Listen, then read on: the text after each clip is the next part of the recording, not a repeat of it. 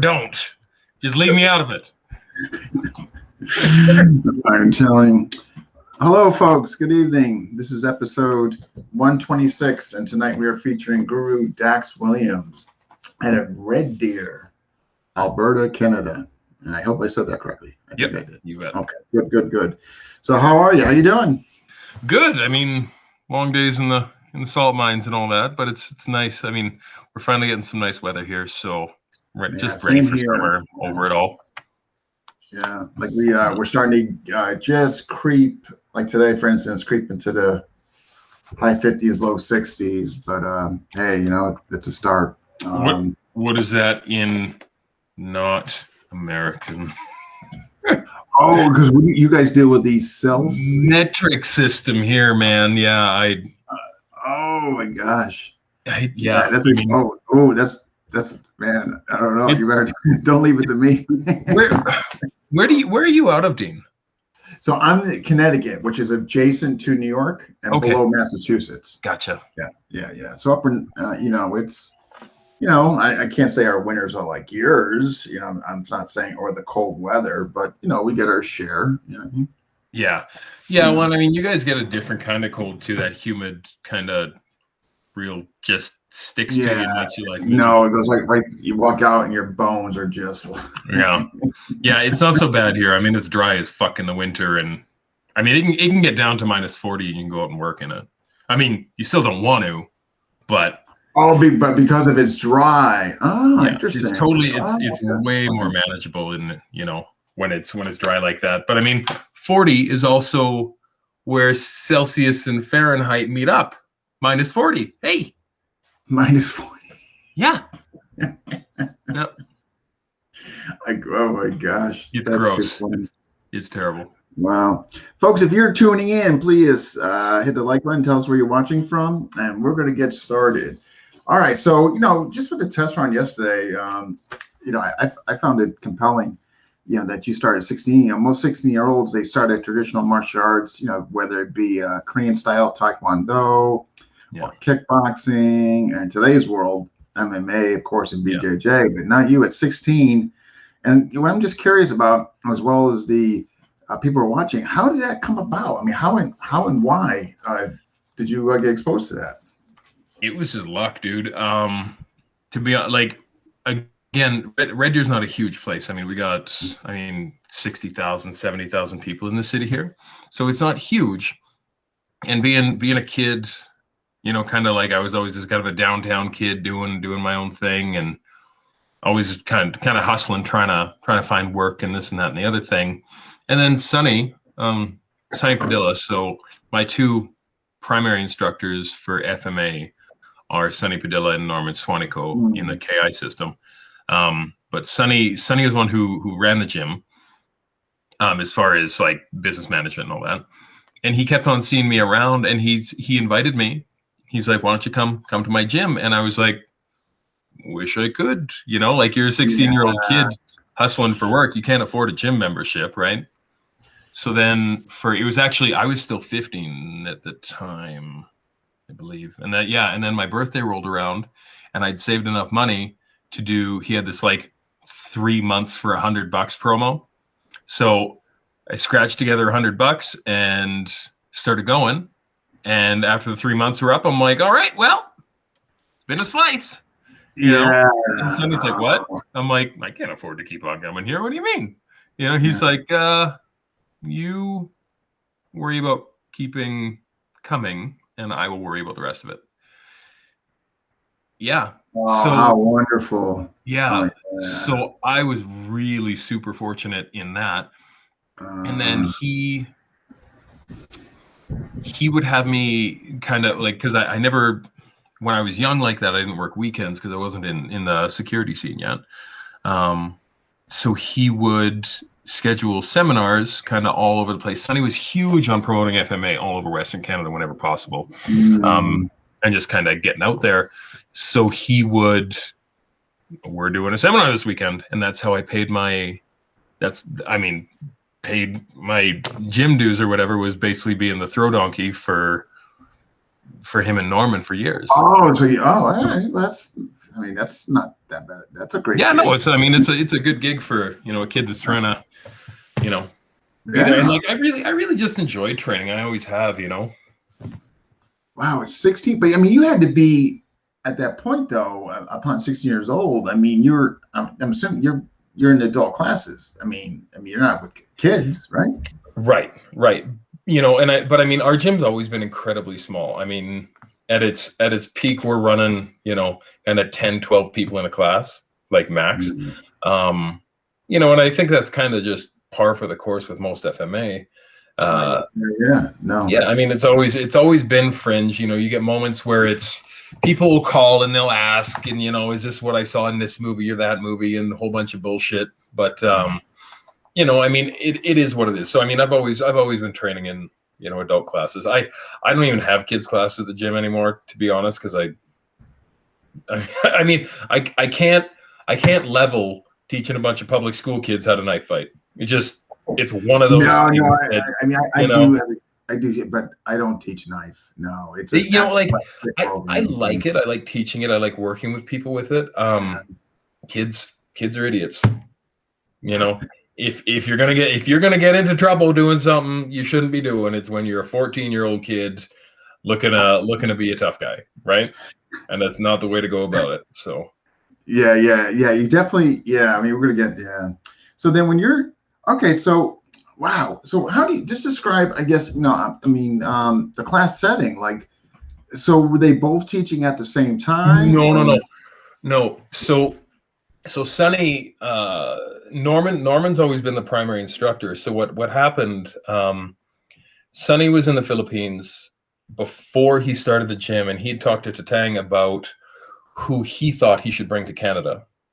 And Mm, so Sonny had that conversation there, and he said, "Bring Norman." And so, well, probably 2 years. It was after Tatang had died. But it was, I mean, don't quote me on the years and how yeah, many yeah, it is. I think it was like 2, 3 years afterwards. Sonny had Norman come here to basically just be a full-time instructor at the gym. wow. And then, but was Sonny also KI? Yeah, Or yeah, yeah. So Sonny had started doing. I don't know when he started doing KI, but primarily I believe it was under Norman. Because Sonny primarily Sonny had like I mean, like a lot of these older guys, he'd done karate was his big thing under Doc Langson when he was younger. Um, okay, so he done a bunch of other stuff, but I think his primary KI was under Norman. was under Norman. Okay, Yeah. so then so far as the class structure goes, when they were both there and settled, were they both kind of, even though Norman was the primary teacher, was Sonny assisting him in teaching, and they were both there at Yeah. night? Yeah. Well, I mean, and the thing is, like, Sonny was more there for seminars for the most part because I mean, nobody makes a living teaching FMA. Um, nobody in the history of Mm. FMA. So, Sonny, I mean, the gym has been a labor of love primarily. Um, you know, Sonny was able to run it in a way that he could have Norman there as a full-time instructor. And then, FMA really just took a dive there for a while and kind of fell into obscurity for a little bit. And then, I mean, we all have other jobs. We all have other things that we do. Yeah, yeah, right. We're just relying on that. God, Yeah. so So, I mean, Sonny was, he worked for the CFIA, the Canadian Food Inspection Agency, for a long time. And that was his primary thing. So during the week in regular classes, he would come in and like do yeah, stuff. I mean, we would train maybe with him maybe once a week kind of thing. right. Um, but it was primarily Norman at that point, and then seminars is always all three of us. So was Sonny, just to get a little more information on Sonny, I guess, because Yeah. I mean, I've heard a name, but I didn't know much about him. Okay. When you say he's doing seminars and trying to bring everybody together, was he basically just the ones that you mentioned, like bringing different instructors together? Was that kind of? No, I mean we were like a traveling circus, the three of us, right? Like we're going to. I mean, if you're in Alberta, you're going to Saskatoon. You're going to like rural areas. You're going out to BC. You're going up north. You're going all these different places to different dojos. I mean, none of them were FMA schools, because I mean realistically, there's not a lot of FMA schools in Alberta. I mean, there's not really a lot at all, I guess. Yeah. But As far as FMA and schools in Canada. yeah. So so Sunny promoted it that way, by just getting us involved in schools of other martial arts primarily, right? And we would do like one or two seminars a year at these other gyms, just trying to and Sunny loved it, and I mean he really promoted it and did a really good job, and he had generated relationship with the owners of these gyms for years and years and years. Yeah. Wow. So when you guys went there, the three of you, the traveling circus, yeah, the focus was always teaching KI? That's all we taught. Yeah. Wow. And how was it? I mean, this is going back 20, like 18, around there, 17 years ago when you guys started doing it? Yep. So how was it received? I mean, it was great. We would, because I mean, again, you look at gyms that have numbers. You look like Taekwondo gyms have numbers because they're an Olympic sport, right? They're accessible. I mean, you get your black belt, you get a fucking business plan with it. Great, wonderful, right? There's not a lot of people that want or are exposed to or have the ability to run like an FMA class on the regular. And it's enough doing seminars was enough of an exposure to get some people really interested, and that was really nice. That was really cool. And it was you get people who really like things like certificates and stuff like that, and they did the participating and this and that. Makes me happy. It's good. And I mean, the other thing is you get a lot of good effort out of some of these gyms. You get people that really fall in love with it. And the cool thing about KI is I mean, by and large, I find KI to be one of the more fundamental systems. And I mean, obviously I'm slanted in that direction, but it's one of those things that it's something that, I mean, you can spend a good day or two at a seminar doing it. And if you are really on top of what you're doing at that seminar, you can have a lot of content to sit on that's really actionable really quickly. I totally agree with you, because they're really just dealing with, I mean, it's not a bunch of drills per se. Right. No, I totally agree as far as compare and contrast to other systems. Yeah. And Norman did a great job at putting together a curriculum. So it's always, we start here and we end here. Right. Yeah. And this is what we're doing. So, and you'd get gyms that would have us do a basic seminar, and that's all we ever did. Right. Because they just want to work the foundation stuff with us over and over, because I mean, at that point, there's not a lot of purpose in getting into the more intricate stuff, the harder to handle, like we talked about yesterday. I mean, people can hold on to techniques, right? And it gives you a certain amount of legitimate content, but the things that make KI what it really is are, I mean, it's the timing and the reactionary reflex. Reactionary gaps, suppression. Yeah. And you're not going to get that in a one-day seminar. It's just not going to happen. No. And matter of fact, it's funny. I think you have to have the person file before you teach. What's that? Because it's so. I think you need to have the student around for a while before you start you know what I mean? And right, as seminar format, here you are going over those concepts. Yeah. I mean, that's going to be right. But like I said, give them just the building blocks. You know what I mean? You know what you're, Yeah. Wow. That's, I mean, go ahead. No. What were you going to say? No, I was just going to say, I mean, that had to be really neat that you guys were three there kind of going around. And I mean, so by promoting it, was he getting people to follow up on the system? He was. It was really good for a long time. And Alberta's weird too, because it's got this economic up and down based on our other shit, our oil patch and this and that. So, clubs tend to come and go really in relation to, standard kind of economy and what we're dealing with here. So, any real downswing that I noticed in frequency of training and our traveling roadshow there was directly related to that more than it was related to interest, I would say. Okay. Wow. Yeah.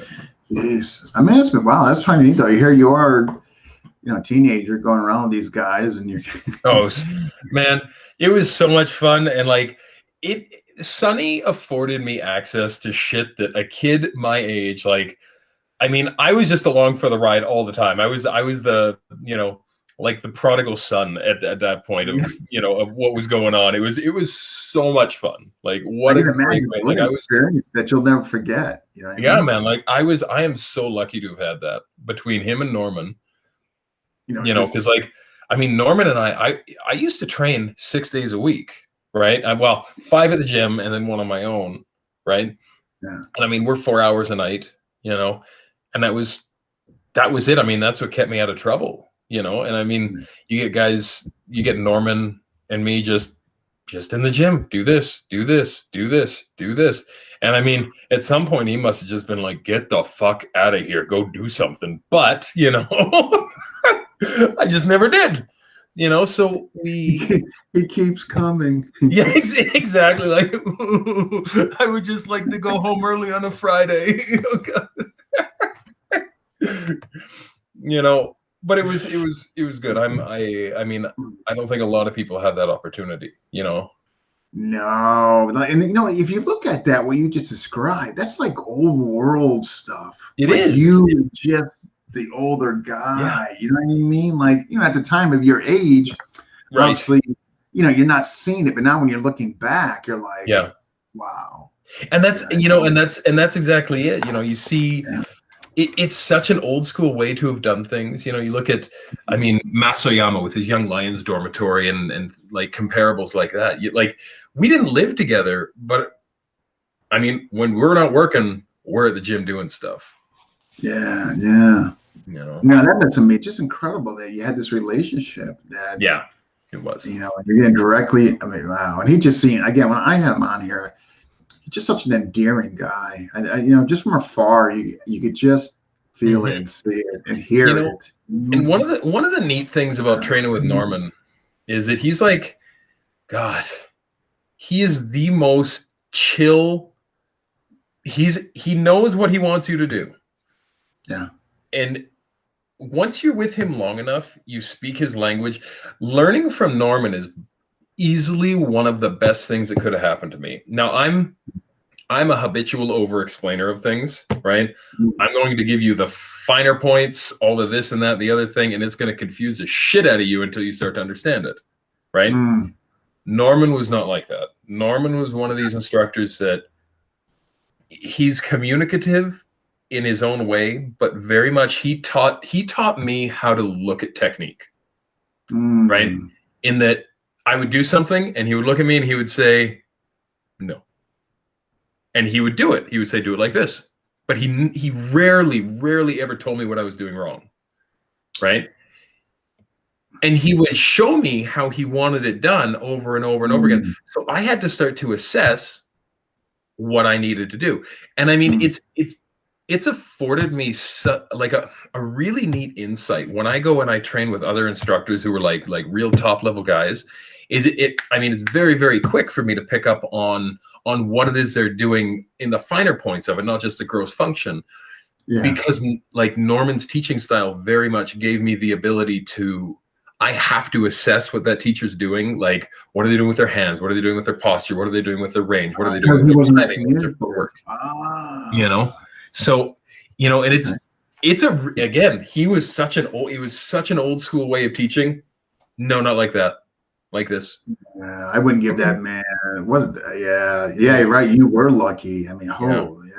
I mean, that would, most would die for. I mean, just the experience. You know what I mean? To have that, like. Yeah. Wow. So, all right. So then when you, just going back to, I mean, like, cause you never. So previous to walking the door at 16 years old, I mean, you never did martial arts. I wasn't even athletic, man. I didn't do shit. Couldn't jump over a pencil, didn't throw a basketball, didn't throw nothing, didn't hit a baseball. Couldn't care less. I just needed somewhere to be. I couldn't do. So when you walked in, like, so you have never like heard of FMA, didn't know. I mean, but so here you are, 16. They're putting weapons in your hands. I mean, did you feel like empowered?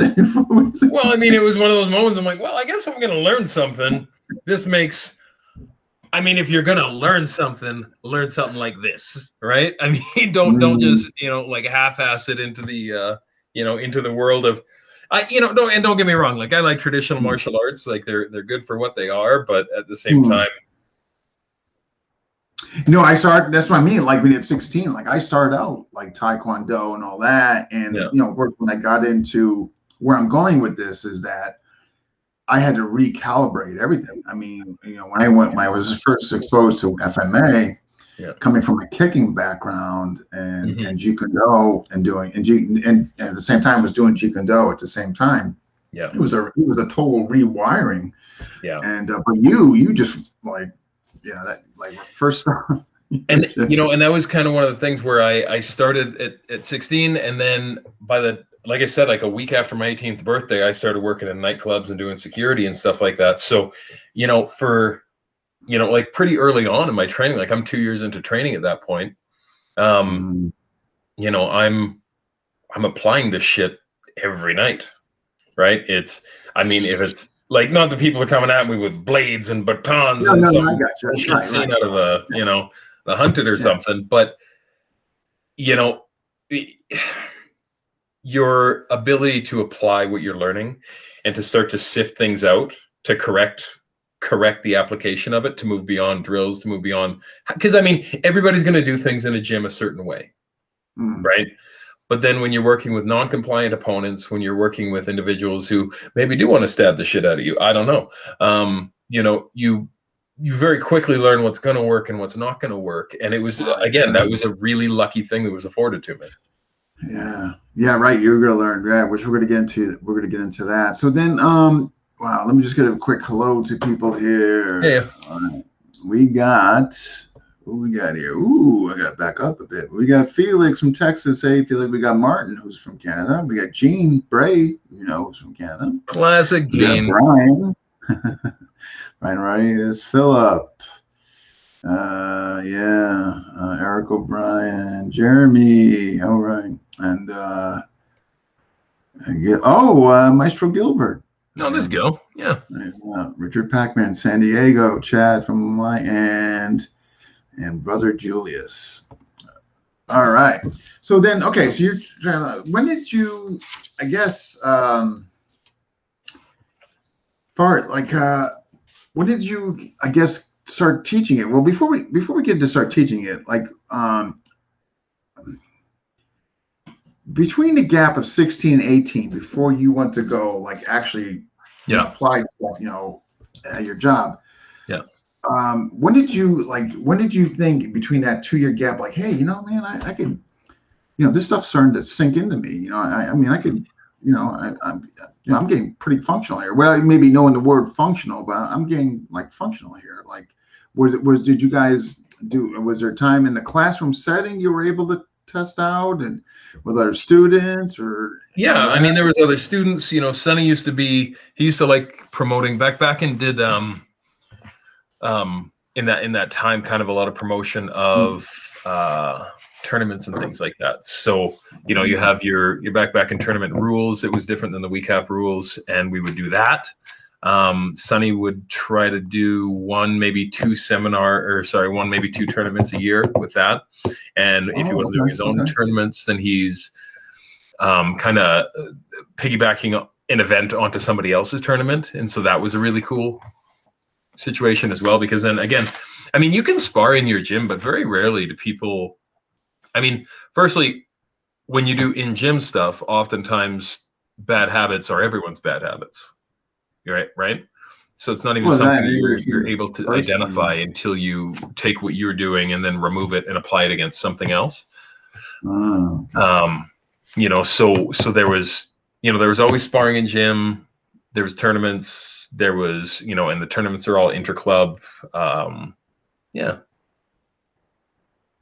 Wow, you guys actually, wow, that's pretty neat. When you say the tournaments, I mean, like inner club, I mean, was it based on you guys were using soft stick? Was it? Yeah. So we would use sometimes. I mean, there was a few where we would do them like live stick ones with headgear. Um, but again, I mean, the majority of tournament stuff is going to be soft stick just for insurance. No, but insurance. I mean, insurance reasons alone. I mean, Yeah. and everything. Just yeah, and then attract obviously more participants. Right. Wow. So, but different from WCAF. Is that Different correct? from WCAF in that do you know the WCAF rules? All I know is that they can. I just know from the Dos Pairs, the Cortacabatas, they're just ringing off like That's points. I just exactly know it. it's So a point the thing. back end rules are like fundamentally it's first blood best of 12. Um, Okay. so it's base, and again, like there's everything's going to have its limitations, right? So it's based off of one clean strike, right? All right. So long as it's clean. Okay. Okay. Right. It has to be a clean strike. It can't be like you can't be clashing. You can't be hitting simultaneously. And a three. Okay. Right. And one of the other really, really cool things about our tournaments that we did that didn't do, but we had was because Sonny had really fostered this like a really, really solid community. Mm. Most of us didn't even require referees or judging, right? Oh, because you guys were completely honest with Yeah, one if I another. mean if there's a clear, because nobody's trying to win, everybody's just trying to compete, right? Like it's not a matter of winning, but Yeah, experience or what's just that? yeah.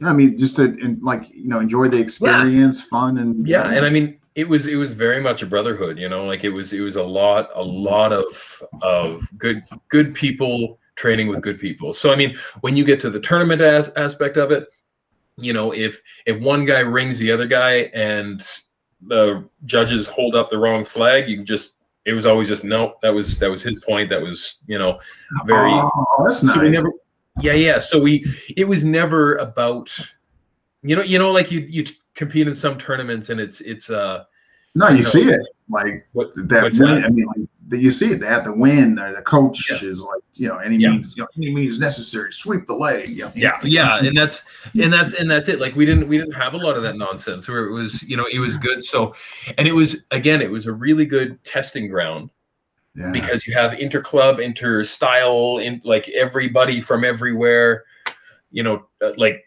again, it's just like a really good sparring No, match. that's what I'm asking about. It seems like it's so neat. Like I mean, like just off the top, like what other styles were you guys going against? I mean, Okay, so you'd get Ritano Estacadas, so Gil and oh Ollie, yeah, Maestro Gilbert. Okay, yeah, right? yeah. So they're guys, and so then what else do we have?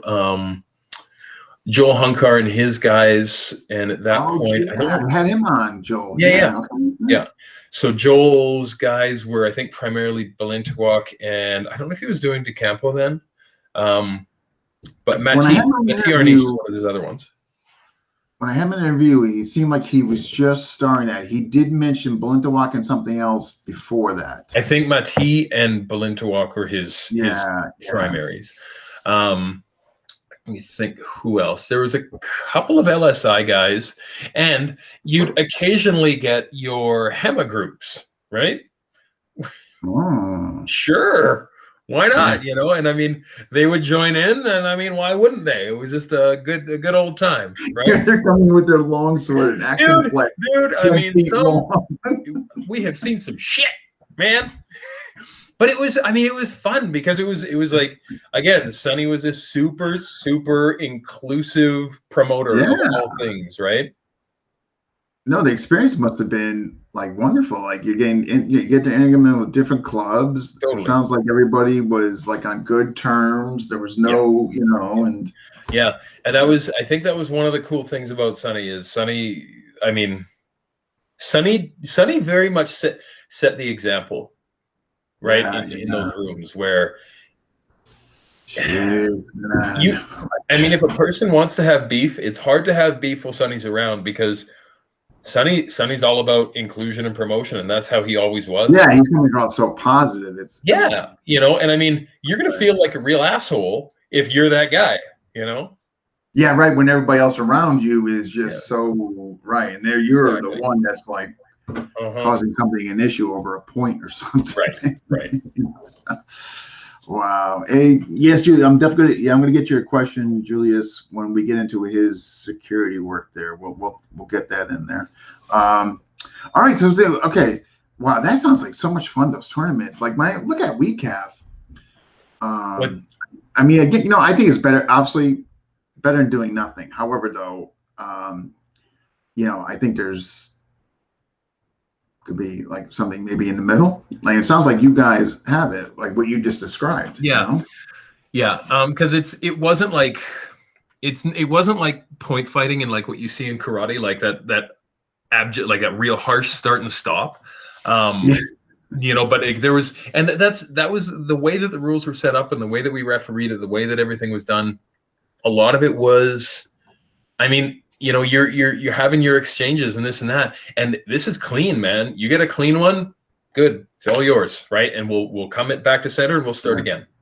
And again, the tournament format, as far as reality-based stuff and functionality goes, I mean, I would say that it's lacking in some respects, but as far as just testing and just working with other people in different styles of movement, top notch.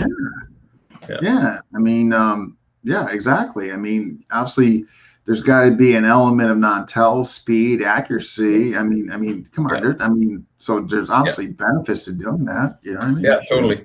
Yeah. And it's the WCAF rules not WCAF, the Balint, back in rules for tournaments. Like they're really spot on as far as all tournament considerations go. Yeah, no, I'm liking it. Yeah, but what you described, I wish there was something like down here. I mean, we just got to do it, Dean. I can help you with that. Yeah, we just got. We're gonna do it. Just got to do it. Sonny used to do this August long weekend. He used to do like a 3-day camp out. Yeah. Right. At this campground, kind of locally here, and you'd get. I mean, we would get 25 guys that would come to it, and like Sonny would get fucking bring in like a big old roast pig and do the things and like Filipino food, and oh my God, it was like Sonny was the bringer of people. Those are some of the best. Yeah, he was an organizer. I tell you, man, that's not an easy job, man. It's not an easy job. And I tell you, it's not like everybody's signing up for that role either. When they go, something usually generally dies out. And that's kind of the thing with Sonny, like you asked earlier, like, were you training with Norman and Sonny and what was the dynamic there, who's where and this and that? Honestly, when Sonny was there, Sonny was organizing stuff, right? Like it was the most thankless role. And I wish that I had expressed to him more how much I appreciated it. And I mean, I honestly wish I'd appreciated it more at the time, because it was. Yeah, but you're younger. I was younger, but it was life for me at that point. It was what it was. Like we just kept on keeping on, and like it's one of those things when you're a kid and you grow up with something, you kind of take it for granted, right? No. I mean, there's things not obviously FMA related, of course. But I look back and I'm thinking what you're thinking, like, gee, I wish I relished that moment more. I wish I really realized how significant this was. Totally. Yeah, I know. And then you end up beating yourself up about it. But what I mean, it's a tough. Yeah, I know. And that's. I mean, the thing is now, like, I mean, don't get me like I got other business stuff going on. I've never been able to promote the gym the way that Sonny did, and promote those relationships, and I really regret that. But again, it's one of those things that maybe, I mean, if 2020 taught us anything, it's the importance of shit like that and being able to like.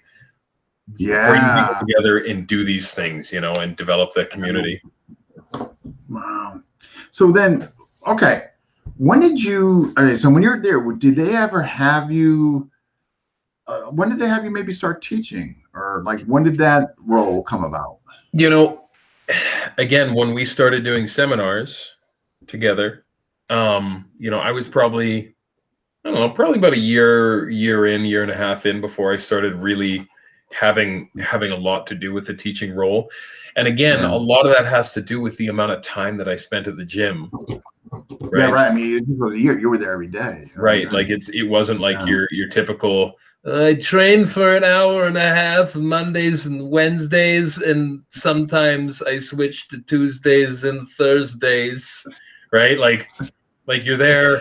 I mean, if you could see my hands, like I still have like the calluses, and they're like, like that quarter-inch thick, half-inch thick callus all the way where the stick rubs, it's, you know, Uh, like that's, just from just years of just yeah. like wow.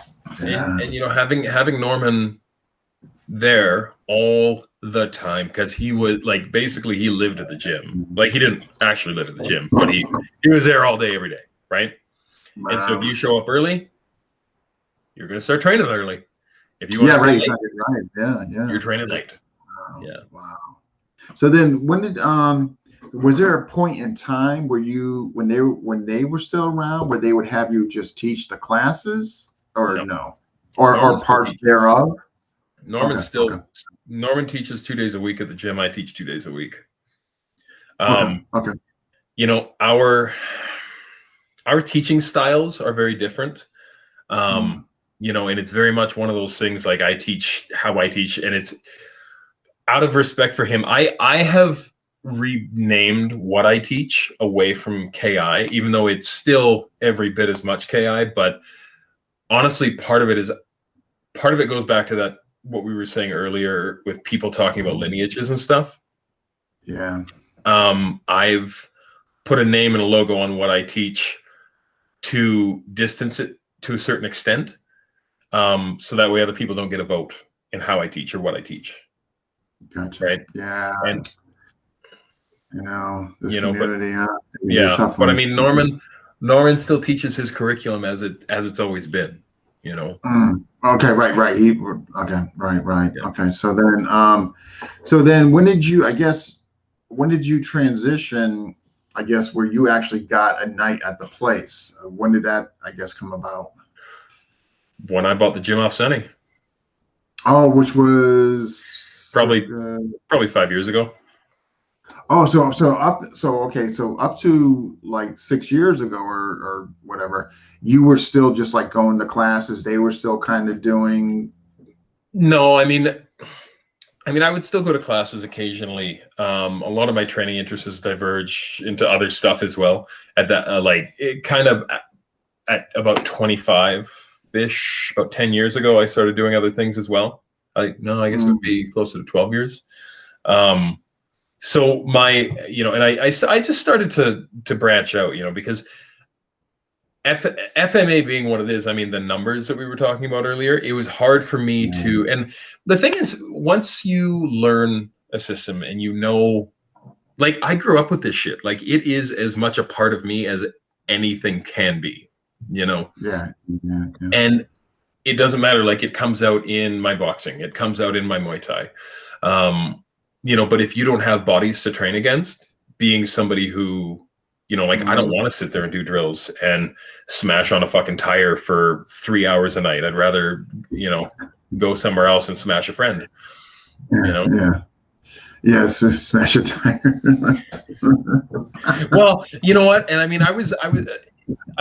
Jesus, just the cost of rattan, dude. I'm going through, 2 pairs of sticks a week at that point. Like, Yeah, just a hit tire. Hit tires. You can't afford that shit. No, I'm a young guy. I can't be spending that kind of money. Right.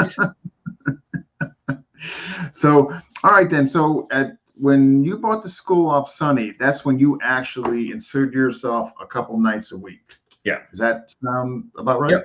Yep. Okay.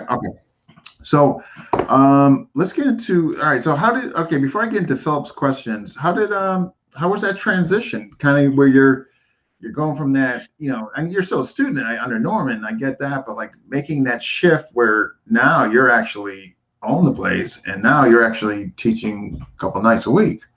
Well, it was a good transition in that, like, again, Norman and Sonny being my instructors, they didn't ever assume that I wasn't going to take over teaching at some right. point. After the thought or conversation must have came up. Yeah. And it was a natural progression. Yeah, right? yeah. And you know, it gave Norman more time to. I mean, that whole God, why doesn't he just go do something else? You know, I like thought that maybe he probably had regarding me and my lack of life outside the gym. You know, when I started taking a couple nights a week at the gym, I mean, it gave Norman an opportunity that he hadn't had in a long time to have a couple of nights not at the gym, right? All right. Yeah, yeah. Being You there know, every night. so Yeah. that's a big part of it too. Oh wow. Yeah. So so maybe and it was late. Yeah, that was actually a nice change for him as well. Probably, yeah. Yeah. So we're gonna check out. I'm gonna show this vid for folks who maybe haven't seen it. Which one? Oh, God. Oh no, it's not. It's all good. All good Oh, stuff. okay. I represent Cali Street Simone, Red Deer, Alberta. Here.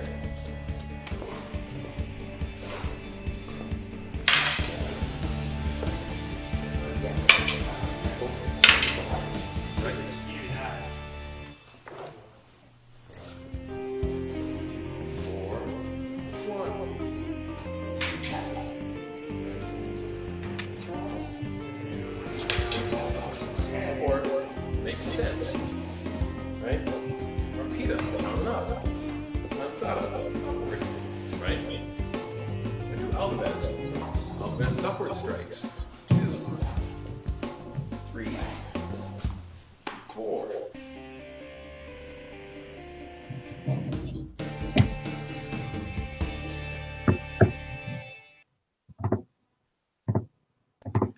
I saw Dave. I saw Dave. Yeah. Yeah. Dave. Wow. Yeah, that was a nice little collaboration. You know, the other vid I saw, actually, you know what? You know when I first found you and saw you, and this is going back some years. It's a video I watched a lot. I actually enjoyed it. It's only, but were you actually you're showing the different strikes and the different pieces of footwork. Like my first was exposed to it, I think it was like more than 5 years ago.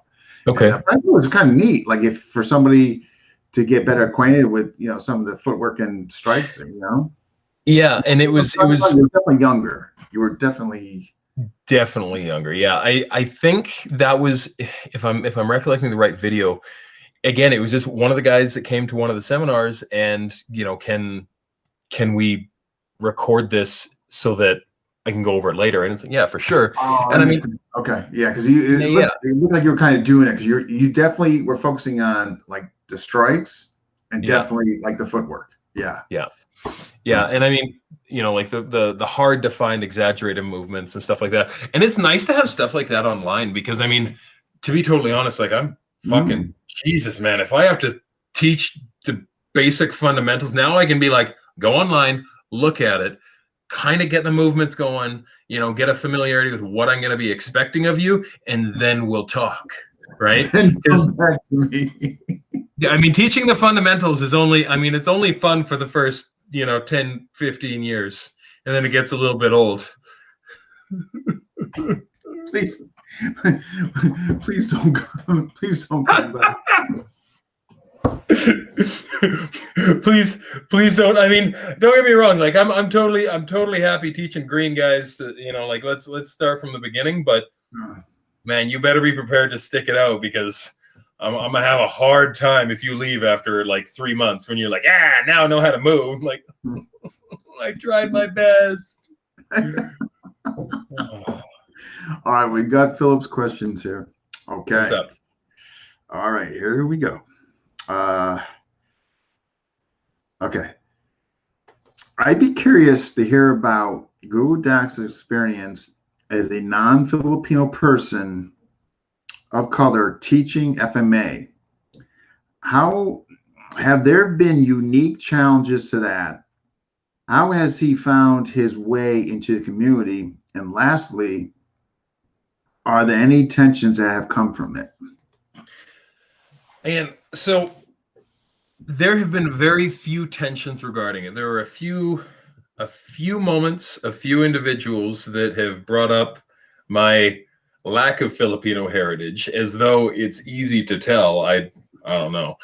But I've been told that, how would you even know how to do this? You're not Filipino. You don't understand the essence of this or that or the other thing. And I'm like, man, the cultural aspect of this, I completely appreciate that I'm on the dumb end of the stick in as far as teaching it or relaying it, and that's why I don't try to. Application, I have, like I said, I grew up in this gym. I learned how to move in this gym from these instructors doing this system. Nothing can take that away, and nothing can disqualify that. Aside from the few people that have turned it into a racial or cultural issue, I've never had any challenges. And again, we're living in Red Deer with Sonny and Norman Sonny being instrumental in assisting people with temporary worker visas and things like that into Red Deer and into Central Alberta region. Sonny was afforded a lot of respect by the community. Sonny being a huge promoter of FMA, he was afforded a huge amount of respect by the community. And it's like when your dad is an instrumental person in the community, people tend to be left alone with you a lot, and that's that. I mean, Sonny was daddy, right? Yeah, so right. Kind of I was hands-off policy, Yeah, I mean, I never had to deal with the political side of stuff or people, having an issue with any of that because Sonny was like, one of the foundational members of the community here. Both the Filipino community and the FMA community. Yeah. No, right. No, that's nice to hear that you didn't have to experience anything then. Yeah. Other than you're not Filipino enough to teach. Well, and it is the same people that are like, you didn't know Tatang, you can't know the system. And I'm like, whatever. Okay. Like, I mean, whatever. If that is the angle that you need to take in order to sleep at night, and y'all know who you are, Yeah, I've done it too. Just I mean, it's. I know. It's like. You got some names to drop? Yeah, I could. Yeah. Actually, our part 2 will be the Dax and Dean show. Dax and Dean talking shit. We'll be dropping names and anything negative about this community. Perfect. I like it. Unhinged. Yeah. What so just for the folks that who maybe really absolutely we're still be stuck on your teaching part. What do you really appreciate about KI? Why in your opinion is it just so efficient, effective, literally to the point, simply direct, directly simple, whatever I guess you want, descriptive words you want to use. What could you say to the folks? Okay, so what I like about KI specifically is the old man was actionable until the very end, right? He is formidable. He's able to stick and move right up to the end. That says a lot about a system. That says a lot about right. But okay, so here you see systems that are really hard hitting, really, they're all about digging in, going hard, like just smashing and working all the damn time. KI is a system that is based on timing and quick decision making, right? And really? And the thing is, like, even the quick decision making, like the fundamental motions within KI are so, I'm not going to say simple, but they're very, very closely related to natural instinct, right? In that, if you have natural instinct, which we all have that 50 million years of human history, and you develop your timing, that means that as you get older, the system that you've learned stays with you, right? If you're into one of these hard, heavy hitting systems and you start and I mean, I'm not going to say which ones, but Yeah. if you go to the gym and you have to work your dick off to get an effect, you are going to have a hard time as you get older. You're going to have a hard time when you get sick. You're going to have a hard time when you get injured, when you, like any of these scenarios. What I like most about the KI system is it's attainable until you're a 90-year-old dude who is mildly mobile, walking with a cane and a hunch, right? You're still able to do the things.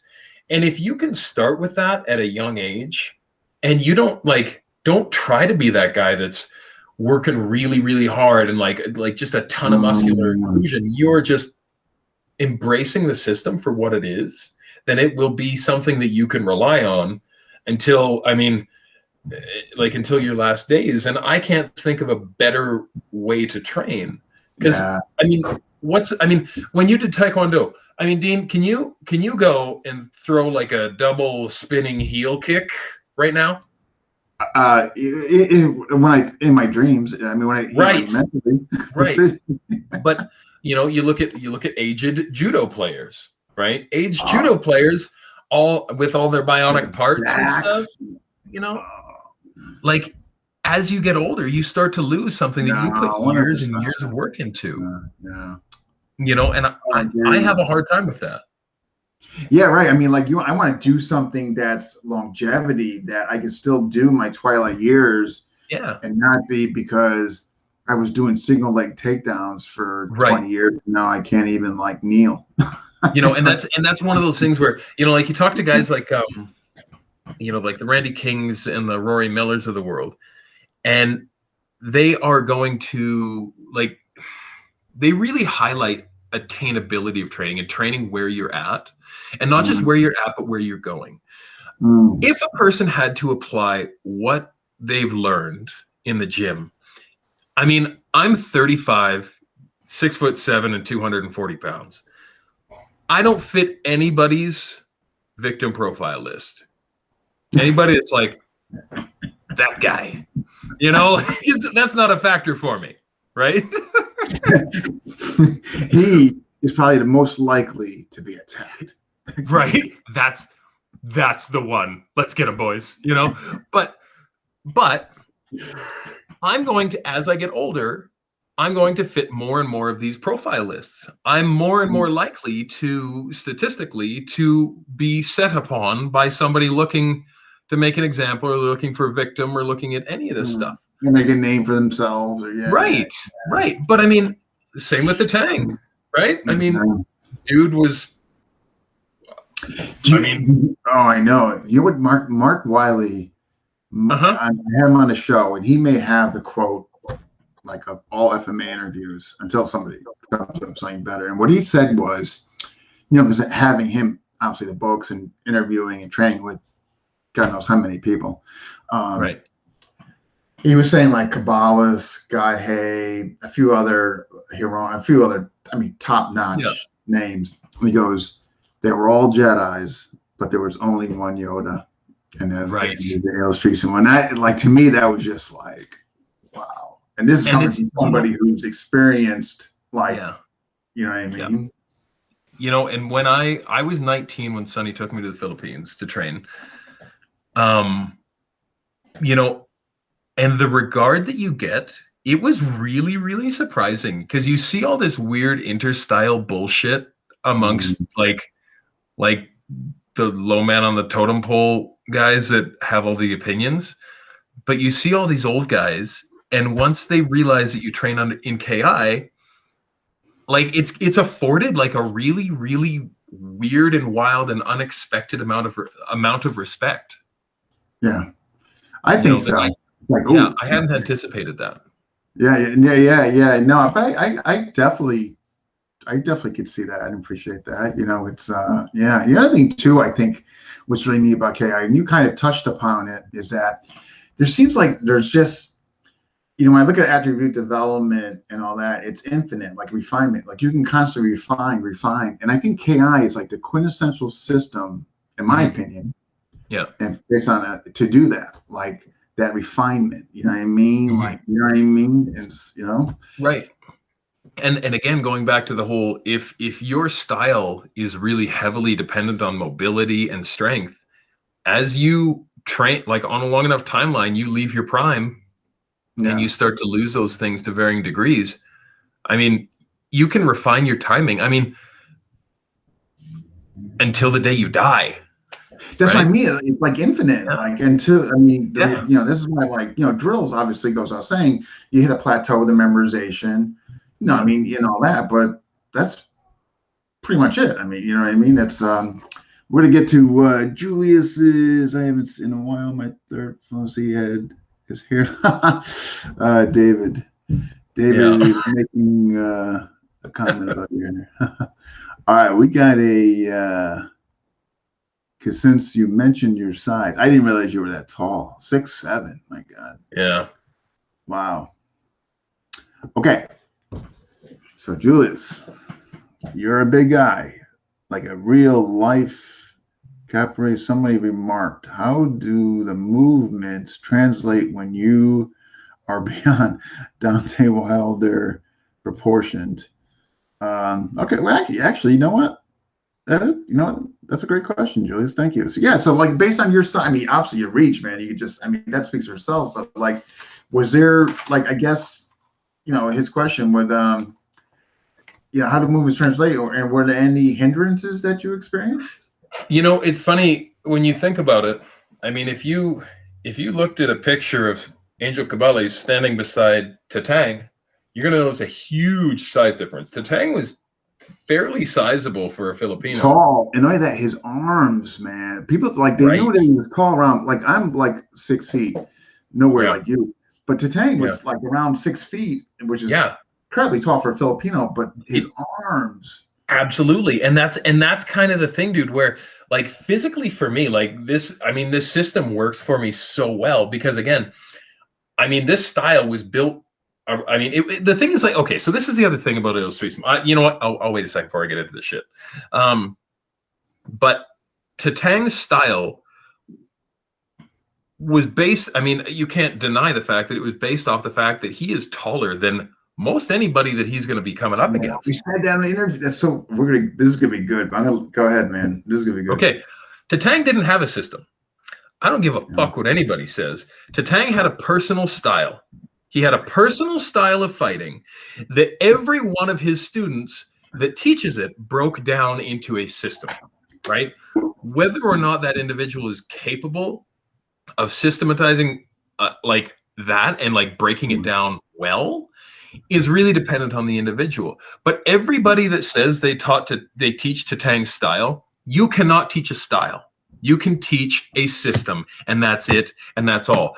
If you listen to the first gen students, what did they do? They went into the park and had Tatang beat their asses, right? Yeah. He wasn't teaching them how to do what he was doing. He was showing them what he would do, and they had to Right. break it down, right? Correct. Right. He Okay. was he was the essence of somebody who, I mean, look at Mike Tyson. Okay.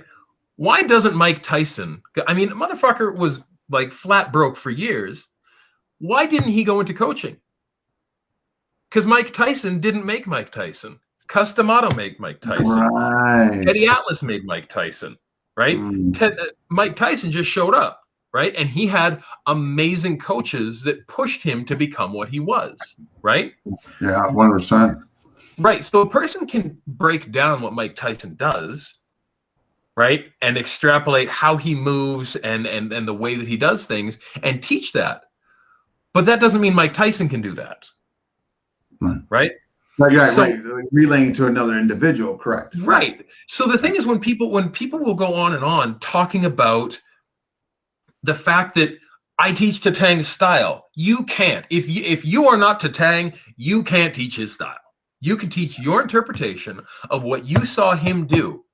Yeah. And that, I mean, that's still a great thing because, I mean, how many of the rest of us had that exposure? Like there was like 8 of them, 8 people. Great. Yeah. No. Right. I mean, right. Edgar, Yuli, Yeah. Jim Tony, Regalon, Mm-hmm. Romeo, obviously Mm-hmm. Norman, Yep. Christopher Ricketts, and Mm-hmm. maybe Pedro Roberto Reyes. Morales.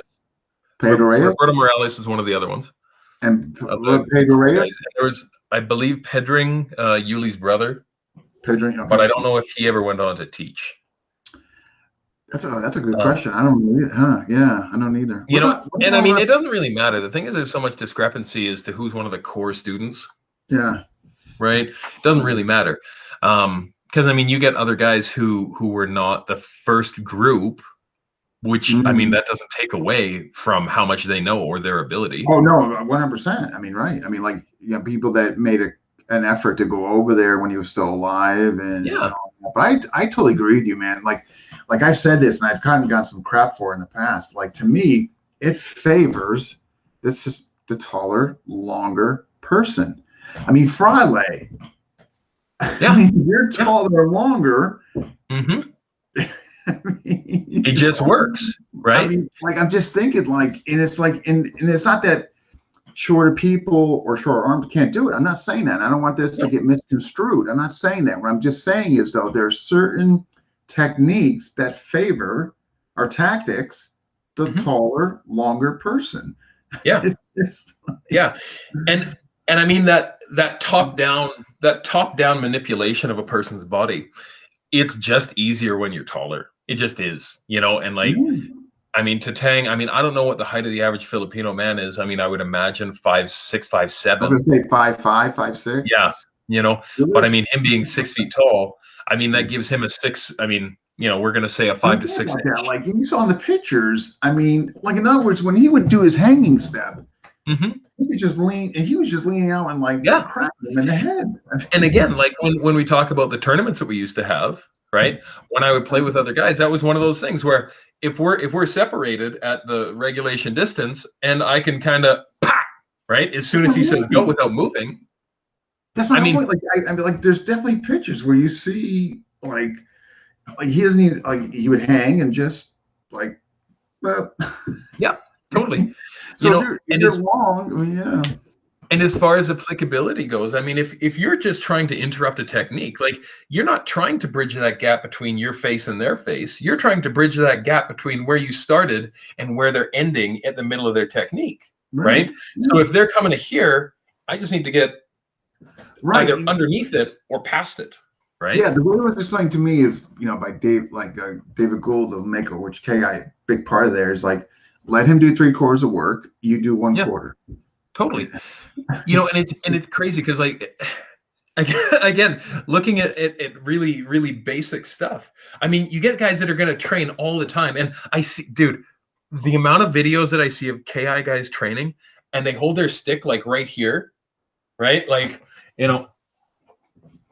if you're sitting like this when you're starting, and you're trying to interrupt a technique, Yeah, why wouldn't you start here so you never have to pull back, right? If I'm trying to go 1, 2, why I wouldn't know. I start 1? That literally going from this position Yeah, or this position will make me twice as fast, right? Because if you start low and you have to pull back consistently to redirect or to no, interrupt, yeah, yeah, this 1, 2, breaking it down into 1, you've just become twice as fast and you didn't yeah. fucking do anything, Yeah, I know, right? I know. And here, not only that whole thing, the way it was explained to me, was he would force people to go across midline, and all he had Uh-huh. to do was either box sock, Right, arco. I mean, just. right. But yeah, that whole position as you mentioned, like, Hmm. yeah, And again, like it's I mean, it's a really really easy way to mm, become more effective right now. You want to become yeah, yeah. like 100% more effective? Cut away 50% of your techniques? Start here. Yeah, Start it's like, here. okay, you want to have an effective jab, but you're putting your lead Yeah. hand by your hip. Yeah. And the thing with KI is because it's a reactionary and timing based system, or a reactionary and timing based style, because the Mm, system will be different depending on who you talk to, right? And again, yeah, I've had the opportunity, and I mean, I haven't trained with any of the rest of them. Like Norman has always been my primary, right? okay, And yeah. then I've had exposure via seminars and other such things to Tony, Tommy, Ray, Mm, who else? Felix, Valencia, who was Oh, backyard, Lemeco. yeah. So he's a Lameco guy. So I mean and I mean I believe Felix was Soletti's top guy before he passed. Definitely So one of I've had exposure to a bunch of these other guys who are at the top level and like first generation under Tatang, and they're all great. They're all great, but their systems are the way that they've systematized it are all different. I All of know. them, I can right? tell you that from firsthand. I know. Yeah. But the thing is that I mean that's not saying that one is better than the other, obviously. Absolutely. Absolutely But not. again, if you look at the core of the core of the system is not the techniques. The core of the system is in the timing and reaction, right? And that's again one of those things that you can't teach. Right? You're not getting an argument from me. I believe me. No, I I mean, know. I mean, like, I've been a little apprehensive to how far I go on these interviews, but obviously behind closed doors with some people, I'm like, why do I keep saying this when he did this? Yeah. You know what I mean? Like there's like a disconnect to what I'm saying. You know what I mean? And and that's the thing. There's so much brinkmanship. There's so much I'm this and I'm that, and nobody you should come to me for this, and like these weird games that people were playing. It's like who cares, man? Like I know, and who's interpret? I know, and it gets like it's like territorial. Like no, I mean, and that whole thing just drives me. And at the end of the day, like a little bit like what we talked about yesterday. If you have Tatang and you have all of his students standing around him watching a technique, if you have 8 people standing around one point in the middle, you have 8 different perspectives. There you go. You got 8 different lenses, which are good. And then when they go home, and that is literally the only thing that matters is the acceptance that there are 8 different perspectives or however many from his core students, and we're all learning from that. There's not a right perspective to have. There is a perspective that was had, and that's it, and that's all. Right? And that's so folks are listening. What's that? This is great stuff. Folks that are listening, don't get bullied around or pushed around by people that think no, this is the way you need to do it, and because you didn't go through them, like because I mean man, it's happening. It happens out there. It is, and it's sad because you get so much of this. But the hard part is too, you get motivations that change, right? I mean, how many people come to a school so that they can get a certificate, right? So if you come to a school to get a certificate of ability, like man, ability doesn't come from a certificate. And I mean, Tatang didn't have a certificate. No. Matter of fact, the pillars. Matter of fact, nor did the pillars get any. Nope. Wasn't like I mean, I know where it came from, depending on who you listen to, but there were no certs. No. And that's kind of the thing, where people are saying, I'm the only legitimate this, I'm the only legitimate that. It's like, show me your certificate and then show me the video of him signing it and not you doing it in your basement, because fuck off. Folks, there will be a Dax and Dean show. Dean will come across more, in line a bit little. Dax will be just giving these huge. You know what? At the end of the day, I know that none of these people who are going to be offended by what I'm saying are ever going to come and pay a 1-month membership at my gym. There's not a one of them, so I'm not losing any business with it. We have to get the challenge. We have to get the $10,000 challenge for you for your insurance. So if one of these people wants to roll up on my gym with a $10,000 bag of cash or some bullion, I'll take some antiques and some old wedding rings. I don't care. But I mean, you can come with that too. That's okay with me. We can level, but I mean, we could also just talk and be cool, man. Oh my God. Actually, oh my God, people are digging this. Oh my God. The Dax and Dean show, that would be great. Yeah, folks, I'm definitely will be bringing Dax back on there if he's so willing. And I mean, I see just on territory that has not been conquered yet that we could just and like I guess part of it for me is, again, coming from like legitimate, like I have Norman as my primary instructor, Hmm. and then I trained with a bunch of the first gens, and they're all great. They're all great, No, I've heard right? right. I've heard nothing but If wonderful you know things. how to learn, right? Or okay, yeah, okay. Again, like I said at the beginning, I was really lucky in that Norman forced me to learn how to learn, right? That, and I mean, aside from making, like, playing a big part in what I became as, as a Callista, you have he also taught me how to learn, right? And how to break it Mm, down. And because he wasn't going to tell me what I was doing wrong. Because, I mean, he's yeah. got all these hours and he's got to fill them because I'm not going home, right? Right. So he's like, God, this kid's not going away, man. So Yeah. I gotta make this And time. he, like, Norman didn't spoon feed me anything, and I am Mm, so appreciative of that because I go to these seminars and you get people who've been training for years and years and years, but their instructors just hand them information. And there's nothing wrong. Like I said, I am like a habitual over explainer of things. yeah. As you can tell, like, I'm very wordy, so that doesn't help my students. It doesn't, Okay. and as an instructor, I mean, I could totally pinpoint that as a weakness as an instructor in myself, right? Where with Norman, like I said, I mean, he didn't hand me anything and he made me learn. But Mm, in that, when I went to go train with these other guys, I didn't just get like the if I'm watching Tony and Tommy going mm, through training for an hour, yeah. it is not. I mean, I don't want to be a dick or high on myself or anything, but that hour that I'm getting is not the same hour that a lot of people are getting. No, yeah, understood. Understood. Yeah, from Yeah, the lens you're looking, or yeah, no, no. yeah. Yeah, no, that's And fair. that, Yeah, that's again, fair. that's just luck, man. Like, it had Yeah, nothing to do with anything I did. That was just luck. yeah, yeah, yeah. No, no, no. I mean, that's fair. Yeah. Um, so I know we got off there, but that was some great content as evidenced by the comments here. When okay, so all right, so you're buying the school, you're doing your 2 days there.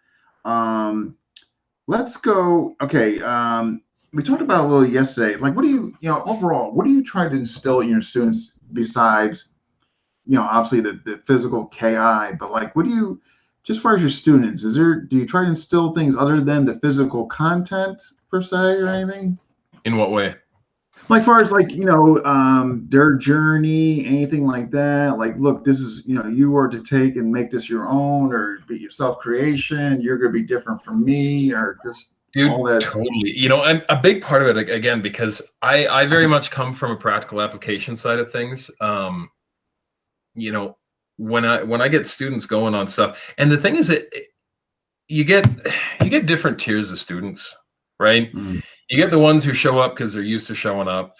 You get the ones who show up because they want to be tough. You get the ones who show up because they want a certificate, which I have honestly never given anybody because I think they're dumb. Um, mm, it depends on the person, right? I don't think there's one set way to teach people, and I don't think there's one way that's better than the other. But I mean, if a person, if I get somebody coming in who's experienced some bad shit in their life, I mean, mm. you know what?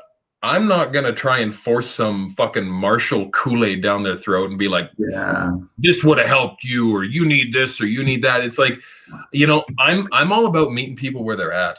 But If you if wouldn't I got a suggest, guy coming to me in a wheelchair and he's like, I want to start training, I'm like, okay, right? yeah, And how are we going to make this work for you? Because again, being who I am physically, right. change, because the way that I teach, and I mean, again, I have to tell this to every single person who comes through my door, is what works for me is not going to work for you, Yeah, right? I think right, and I'd say the same thing but it's so true though. Like you're being actually truthful.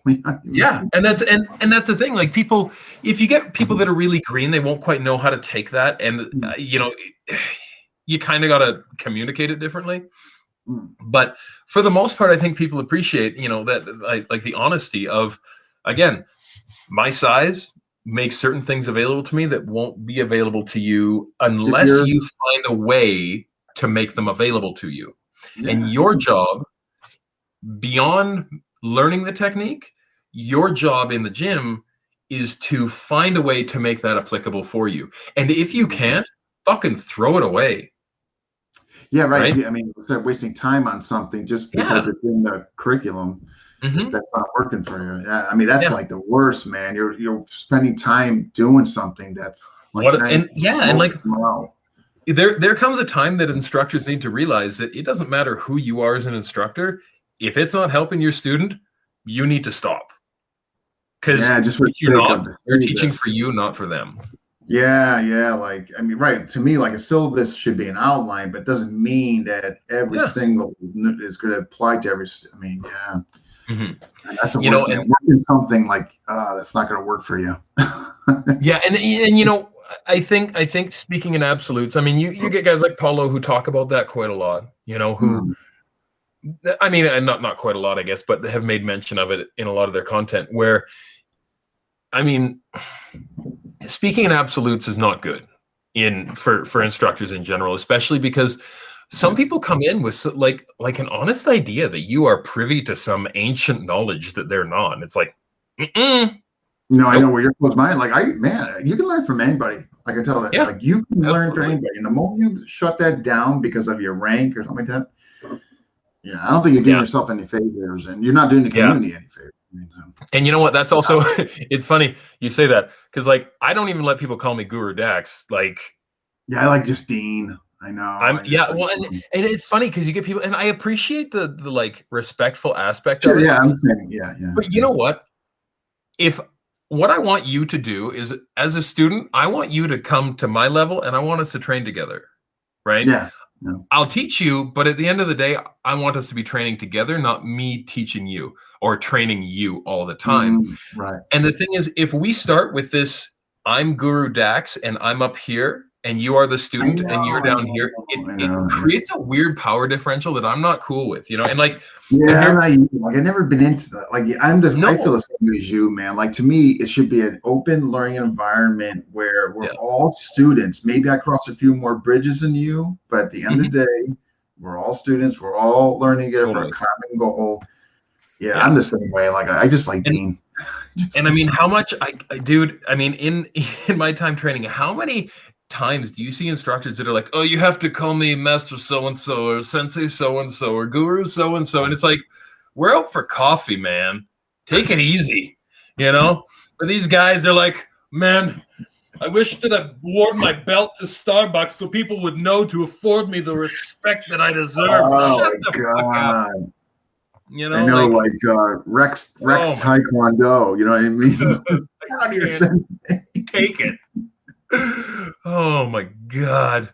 But it's again, you get instructors who like to keep people under their thumb. And I Oh think yeah, that's yeah. a And usually, because they're generally speaking, they're lacking something. You know what I mean? yeah. So that control mechanism, they have to, Yeah, totally. And I think that's a lot of where our political issues within FMA come from is, Mm, you know, I mean, you see the worst of it comes from the you have to call me guru at the coffee shop to afford me respect, as opposed to just regarding me as a human that you have a relationship with and are cool with, and so on and so forth. I know. Um, but a lot of it is need for recognition, right? I Yeah, mean, like you know, titled you and look can't what I've teach done. AI if Yes. you didn't know the old man.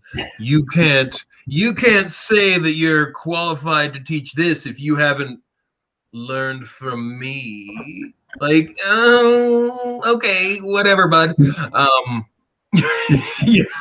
but it's this need to be seen. And I mean, Mm, how many guys get into martial arts because they're like, I mean, sorry, but how many guys get into martial arts because they feel like that black belt makes them some super cool, wicked dope, oh, awesome absolutely. Jedi, Oh, they were but they're completely disenfranchised in lacking in their youth. personality, man. Oh no, absolutely. They need to make up for, I hate to say it, and sometimes it's legit, but they need to make up for deficits maybe that occurred in Totally. their youth or something. And Hmm. yeah, I And totally with and you. you know what? Like working your way up in a gym, especially in a traditional martial arts gym or somewhere where people have ranks or belts or whatever, working your way up is a really easy way to ensure that you will one day take part in that top-down structure where you can minimize people. I don't know. No, I've seen it. And it's real. No, I've seen it. Obviously, I think it's something more that takes place in the traditional martial arts, unfortunately, and Yeah. all that. But yeah, I mean, yeah. Oof, oof, But oof. it runs rampant in traditional martial arts. But again, when you look at the political side of it in FMA, No, it's maybe got the it's same not. roots. It's like direct, but it's there. You know what I Yeah. mean? Yeah, I Yeah. mean, believe me, FMA. I don't know a more passive aggressive community and all that. And I'm telling you, man, this community will ruin a wet dream. I mean, this Hmm. community will like they and I'm sorry, obviously I wouldn't be doing this if I hadn't love for it Right. and all that. But I think what I'm going to do is I'm going to quickly change the show from like trying to bring the community together and trying to get people to hear, to get a chance to speak to, just going on here and just bashing me. Yeah. But you know what? I mean, again, a big part of the reason that FMA has sat in obscurity, in my opinion, for as long as it has. I mean, look at okay. Let's be real. Krav Maga is, in the words of Master Ken, a bunch of bullshit that was created by a guy and then publicized and made and pushed and here and there, and it's all based on Yeah. some story that is unverifiable because they tried to and realized it was a fucking lie. But then, I mean, Krav Maga took over any space that FMA should have had in that era, right? Working together, marketing, working together, but pulling Right, but together, and that'll never that's the happen thing. I mean, again. Krav Yeah, Maga took that top-down structure, yeah, right? yeah. And FMA, I mean, the thing is, you get this infighting and this bullshit that goes on where Yeah. people, I mean, if you live in Red Deer and you own an FMA gym, which is me and Gil, right? I mean, we're both here, but I mean, if I'm not able to, if I don't have room, or I'm stepping away from teaching, or I got something else going on, I mean, I have no problem saying, well, go train with Gil, like Sure, go train sure. with Gil. He's Yeah, got what you want, yeah, right? Because I mean, a lot of guys don't jive with the way I teach or my content. They just don't. And you know what? Go try Gil. I mean, prop yeah, each other up. Shit, man. Like, yeah. don't talk smack No, about each. right. No, You I know? tell you though, it'll never. I'm telling you, it will. I mean, like I see in FMA discussion, you see the terror, even though you see everybody in there, all groups are represented there, but you see like, oh, that's a KI post. I'm over here. I can't Yeah. like that. Like you see the territorial based Hmm. on who likes the post. It's like I tell my students, you don't need to be a sociology major or psychology major. Just go on Facebook and you'll understand human behavior. You know what I Yeah. mean? Like, Yeah. it's just like you see it. It, and it's Yeah. frustrating because, like, again, look, going back to my history with Sonny. Sonny promoted all systems, all stuff. Like he would run his 3-day camp, and he would say to Gil, or he would say to Ollie, he would say to any of these guys, he's like, Harold, do you want to teach for half the day? Right? Gil, do you want to teach for half the day? And he would break it up. Oh, that's awesome. Yeah, I yeah. mean, Sonny didn't like KI doesn't need to be the middle of it. We don't need to be at the forefront. None of that. Why Yeah, don't yeah, you yeah, show up yeah, and yeah. teach, right? I know. I'm And, trying to and do something like that in Connecticut here this summer when this miserable mess goes away. yeah, With a modern niece guy, and hoping it, so I'm at least going to make the attempt and say like, yeah. hey, I at least, because I hate sitting back and like when don't try to do something about it. Like I always like to try to be part of the solution, unless I'm just constantly hit with brick walls and it's just like Totally, nothing totally. I get happens, that. you know. Yeah. But yeah, that wow. So when you we got this is going great, but okay, so now you're 18, man. You're gonna go into security and you're ready for whatever comes your way. So Mm-hmm. let's let's hear it. How did you just not just so much on the security job aspect, but obviously let's go how your training became of use or You know, what enabled you to be here today. and again, because so much of what you're dealing with in clubs and at venues and at events and things like that, so much of it's not weapon based, right? I mean, it's always hands on. It's always, I don't know. I mean, it's always going to be physical. It's a physical job, right? And that's never going to change. But learning, firstly being comfortable with human contact the way that I was. I mean, growing up in the gym like that, becoming an adult, becoming a man in that gym, you know, that just that constant physical contact and confrontation, having always been there, made it really, I mean, it was a really easy transition for me when I started. You know, and I mean, don't get me wrong, not every altercation went the way that I wanted it to, but you know, yeah, but I mean, but I'm sure it also most of them went there where you sort of came home safe, and yeah. and And that's the thing, like, you know, I was able to, and I have to base so much of it in the reactivity that I learned within the gym, because it wasn't about squaring off. I was never about being that guy that's like putting on a show, but it was, when something happens, you deal with it right now, right? And it works beyond your conscious thought, right? You just react, and when you're reacting appropriately, consistently, and you end up being okay because of that, it really drives home the things that you've learned in the gym, and it becomes something that's no longer learned, but again, it sits at a different place in your brain, right? Because it's never a, what should I do next, because you're just doing always something. Okay. Right? And it was nice because things that you train a certain way in the gym, and even just some specific techniques and things that you learn in the gym, you will learn really quick in that crucible that not here, not gonna work, you know. And you know, I mean, shit like weapon disarms, right? How many of us have learned 1,000,001 disarms? I know. Right? There's two of them that I use, right? And I mean, it don't matter if it's a needle, a knife, or a broken bottle, same application all over the place, right?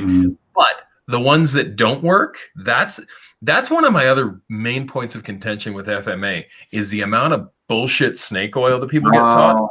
But it sells. It's aesthetically pleasing. But the thing is, pleasing sells.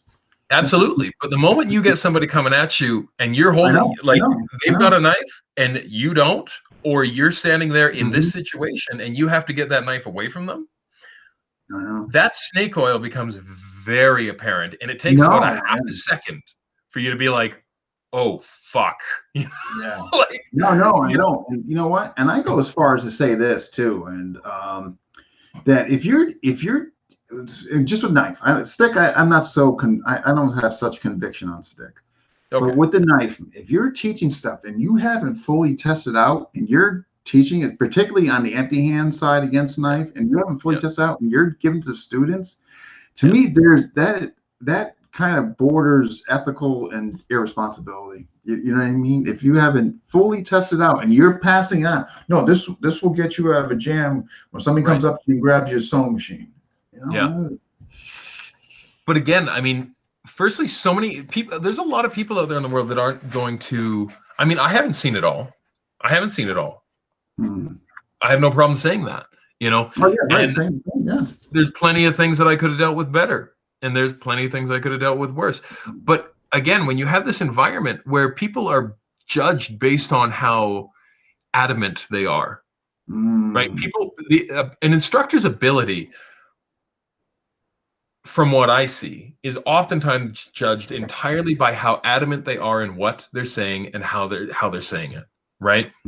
So if that's who you are, but you're that guy that's saying, do this, learn this will save your life, but it's based entirely on your hubris, like, get out of here, man.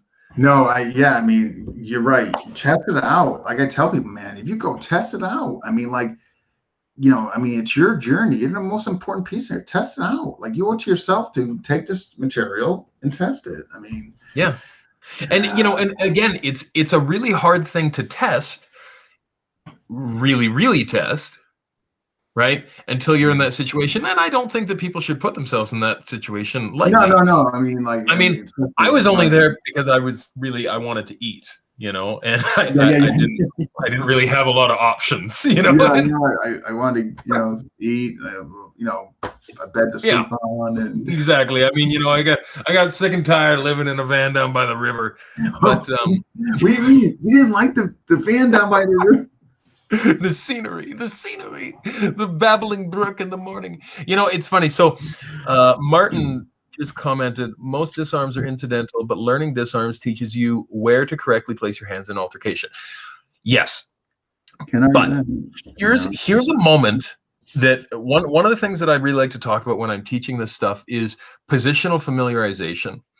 When you familiarize yourself with positions that you consistently end up in at close quarter situations, and then measure that against the disarms that you're learning.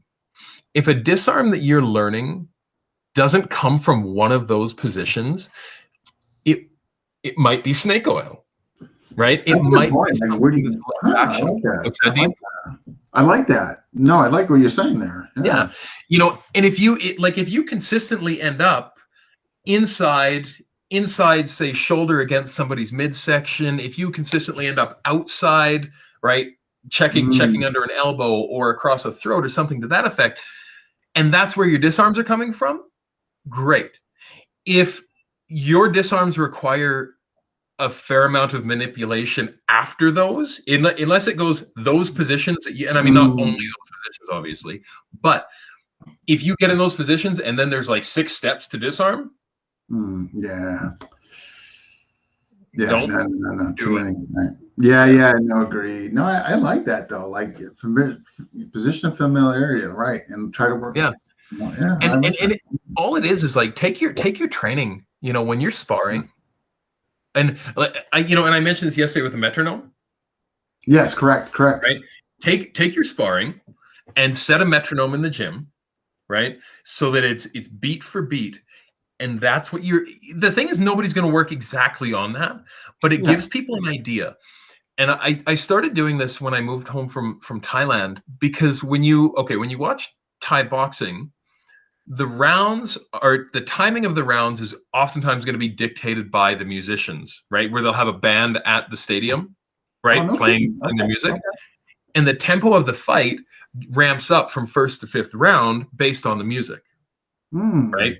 So people have like a really gross base awareness of that beat. Okay. When you're sparring, if you really want to learn this, break it down. So, I mean, you're like 1 move a second, 1 or 2 moves a second, right? So it's like 1 beat every half a second kind of thing. And really, that'll give you the opportunity, once you have contact with somebody, once you've bridged the gap, once you've gotten to where you feel comfortable, stop and take note of it. Right? Take note of where you've put yourself and where you've gotten. And because like the thing is, you can write it down and you can videotape it, but writing it down, in my opinion, is always better than videotaping it, because videotaping it, you're always looking at it from a third person perspective. Writing it, you can describe it from your perspective. From what you saw. Okay. Yeah. Where, again, looking at these familiar positions, you need to go over it over and over and over and over again, and this is, again, going back to KI. How did these core instructors, or the core students of Tatang, they broke down what he was consistently doing right over and over, right? And the thing is, you need to do that with yourself, right? And that's a really important part of high level training, is knowing how you move, because the thing is, the way that you move is beyond your conscious thought. Anybody that thinks that they can learn a technique and apply it from a cognitive perspective is wrong. That's just not the way the brain works, right? You can't think about a move at speed and then do it. You need to know how it works and move appropriately to enable it, and it will do itself, right? Like the technique kind of opens itself up. But you have to base it based on how you move and how you interact with people, and your timing and your footwork. Because footwork's important. When people are walking around in life, if I look at my pedometer, I walked like 20,000 steps today, right? I didn't think about one of them. Yeah, exactly. Right. So the way that I move, and the way that I move inside the gym should probably parallel the way that I move outside of the gym. Because if I'm training for an hour and a half twice a week, right? How many reps am I really getting? And how much is that really affecting how I move? It's not. Right. Yeah. But if I'm going to get 20,000 reps in a day work at work, then how I'm moving needs to mimic that. right? Because that's who I am as a human. No, well said. No, that was good stuff. So, Bladecraft, your association. How did what is it and how did it come about? Oh, the Beegs.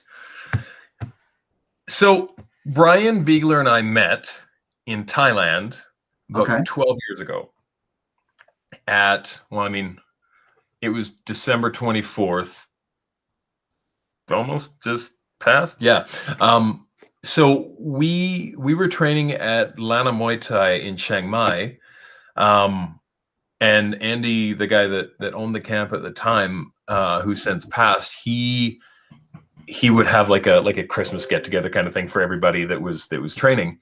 And Brian was wearing a Pakiti Tirsha shirt, and I mean every FMA shirt is the same in that they're all black with a yellow crest, right? Oh, okay. So I have my KI like our gym logo on my shirt, and he's wearing his, right? And we kind of like, yeah, right. Not too hard to yeah. And then we became best friends. Yeah. You know, so like him and I have been tight ever since he moved back to the States and started because he would make blades. Like he'd started before he moved over there, but he really like when he moved back to the States, like grabbed the bull by the horns and just ran with really it. smart. Okay. Yeah. And so now what's your besides the initial meet and greet over in Thailand and then stay in contact over here? Yeah. Have you had any dealings with him, or is he used? Oh yeah, like okay. Yeah, I mean he and I go to Blade Show in Atlanta every year together. You know, like he has a table there, and I work. Huh? What's that? Yeah, it's quite an experience, huh? Oh, it's so much fun, and like, so he kind of started taking his knife design from with another friend of his who trained in PTK with him. His name's Ken Nishikawa, and I mean Ken is great. They're both under Tim Wade. So they're both PTK guys, and like just really like knee deep in like the practical applications, bladecraft, and all that. You know, Norman Brian taught me how to make knives probably 9 years ago. I started doing it with him down in Dallas. You know, when he had his shop on the ranch, so it would have been Corsicana, not even Dallas, but. You know, I mean, this is like the first one that I made with him was based on his original Archon design, you know, and I mean, this is my first one that I made, and I mean, super geometric, but you know, he's gone on, and I mean, he does he's got this guy, which is the covert design. Right. And so his blades have just evolved so much over the years. You know, he's got so many cool things coming down the pipeline, like prototype stuff and long blades. He makes the best good hunting. Really? Oh my God, dude. It's the way that and this is the cool thing. Most blade makers don't come at it from like a martial perspective. They don't come at it from the perspective of why am I actually designing this, right? So people will back engineer a blade for martial use, but not necessarily be a martial artist who is going to design it specific, like wholly based on movement and application, right? Okay. So his Gununting's by far the best long blade that I've ever seen because of the way that it's weighted and balanced and constructed. Wow. But I mean, he only makes probably 2 or 3 dozen a year, right? And they go pretty quick, you know. But really? Okay. So like not a ton of people have their hands on them. But if a person can get one, like the way it moves in your hand, like it just wants to, you're holding it up and it just wants to come flying out, you know, like it's that well. I don't know. You know, like I almost feel bad that I've never heard about him before. Well, Yeah, like look him up, and I mean, there's lots of cool stuff that he's got out there. And like I said, he's got I think he's got a Taliban okay, or so something that that makes sense. That's the secondary, so to speak, of the PTK. So what's that? That's kind of like the secondary blade of PTK. Yeah. So that would make sense. Okay. Yeah, and I mean, as far as blade styles, like one of the other big ones is going to be a barong, but a barong is like incredibly hard to kind of manufacture too. Like they're just there's a lot going on there. I mean, the spines of them, What's that? The spine of them are thick. Well, right? Yeah, and I mean the thing is with most blades is you have your bevel, which takes you have your bevel which takes away the weight from the majority of the blade. But I mean, a barong is going to have, like, it doesn't have a bevel, right? Like it's one straight line from the spine all the way to the front, and then an edge portion, right? And that makes it pretty difficult to like accurately manufacture. So I mean, they're heavy, and the thing is, that's the other thing. They're just a really, really heavy ass blade, and they're nice. It's deceiving because of not being that long, but yeah, they are. Yeah, yeah. Wow. You think he'd make a Zanzibars? I don't know if he probably would. I mean, it'd be down the road, but I mean, if there's interest in it, then I mean, anything's possible. Zanzibar's a longer one too, though, right? So even that gets a little bit tricky. Like 28. I mean, with the handle and everything, aren't they on or around 30 inches? They're around 30, 32, yeah. Yeah. Wow. Again, hunting's a bit of a shorter blade, but I mean, again, the way that I didn't understand, and you see, this is one of the other things that I kind of wonder, because like I have a couple of other gun huntings that are more. I have some more traditionally made ones and some kind of newer ones that have been made by other guys, and they're just kind of like they're good blades, but they're kind of a little bit dead weighty in comparison. So and I really wonder. I'm like, if a person, because I don't know, like, what came first, the chicken or the egg, right? Is that how one is supposed to move, right? Because I've never been incredibly impressed with a gun hunting prior to his. Yeah, I mean, that's what I mean. The way you're describing it just makes me. I mean, like, wow. I mean, obviously, that you're saying is, the best you ever held. I mean, obviously, there's got to be something he's doing incredible. And I mean, the fact of the matter is, it's not even just the best gun hunting; it's the best long blade I've ever held. Right, or that as well. I mean, wow. Coming from like 20 years of training and blades, and like that's, I mean, it does say a lot, Yeah, no, for sure. Wow. Yeah, I definitely gotta check him out. What before we get here, like, so what's the future for you? Like, I mean, obviously we're in this miserable COVID thing, but like, what's the future for you or your goals? I mean, like, what do you like to try to accomplish when COVID's done? As far as training goes? Training, I guess your personal goals, anything like that. I honestly, personally, I think I might actually end up getting involved in politics or something like that, because I mean, I got to stop saying fuck quite as much as I do, but I mean, aside from that, I think I'm a shoo-in, right? I mean, I got a lot of words about a lot of things, so there's that.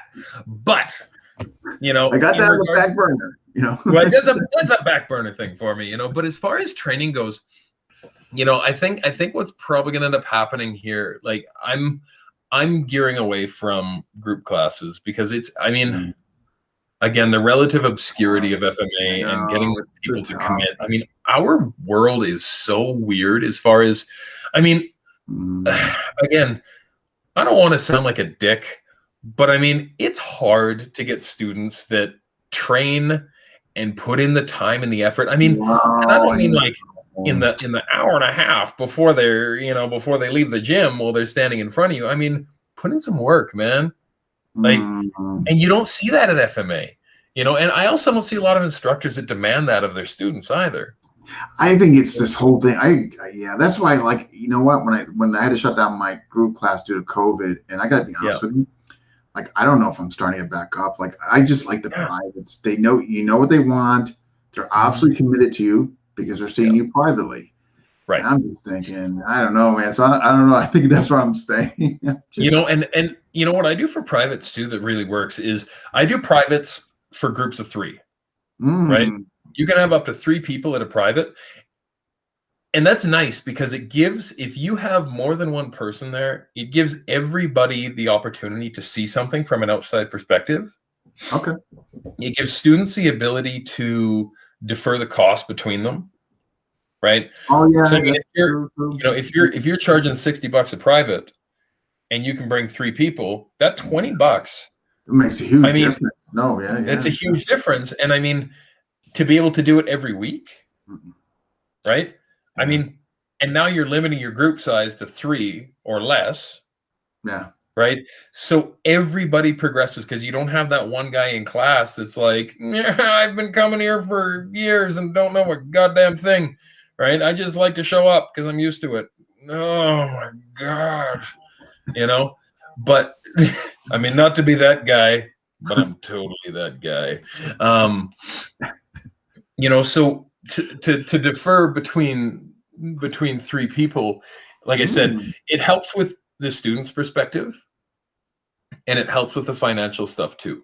Sure. And anybody that's willing to put in that kind of time, you know, and that kind of like to organize and orchestrate amongst themselves, right? So you can just show up, makes it a lot easier on you as a teacher too. It totally does. Like I just like you know, I didn't realize it. Like you know, when you get caught in a groove, okay, it's time to go teach Monday night. Like you get caught in that groove, and you just. But then when this happened, I look back and I'm like, man, I don't know. I just you know, and again, I think students generally progress faster when they're in smaller groups, anyways. No, right? I mean, I totally agree with you. I totally you know, in school groups too. Yeah, yeah. So basically, but your other future goal is basically you're going to start teaching kids FMA. No, never, ever, never. I don't care who. You know what's funny?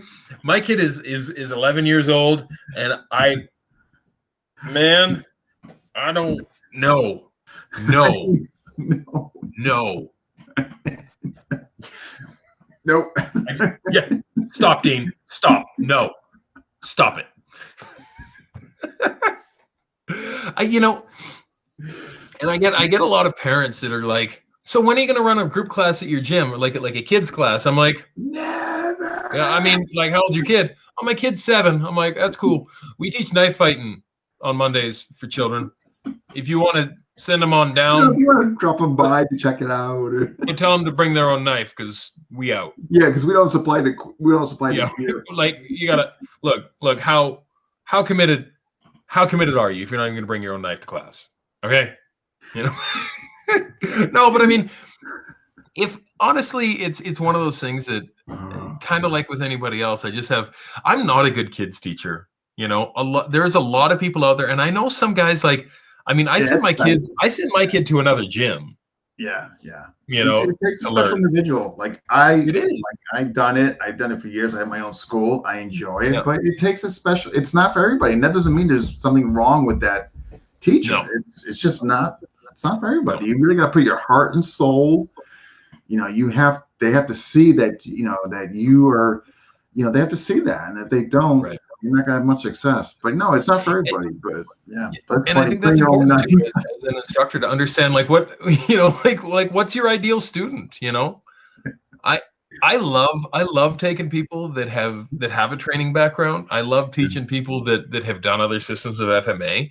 I love working with those people.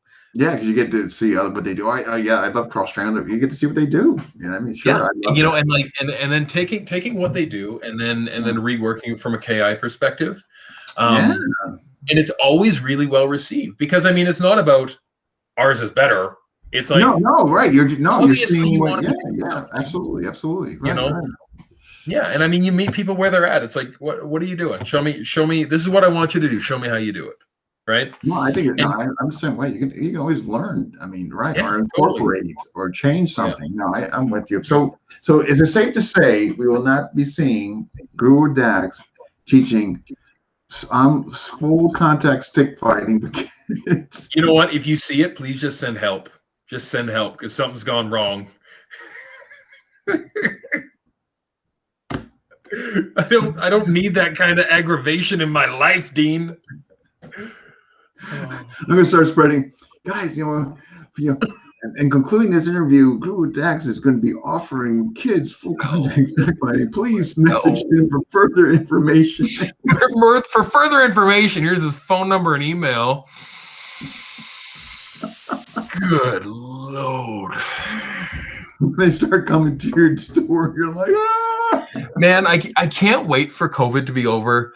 And like just being able to like, it's even weird with one-on-one students at this point because people are like, they like have a mask on and they're like, and I'm like, and I got mine on and I'm like, little shit. I don't know. I mean, I just want things to go. I just want to be able to teach and train again. You know what? It's just too far and too long. I mean, it's just like, God, like we're past the calendar year now. It's like, yeah. I mean, I think they were going to announce in Alberta today if they're going to re-lock down what's going on.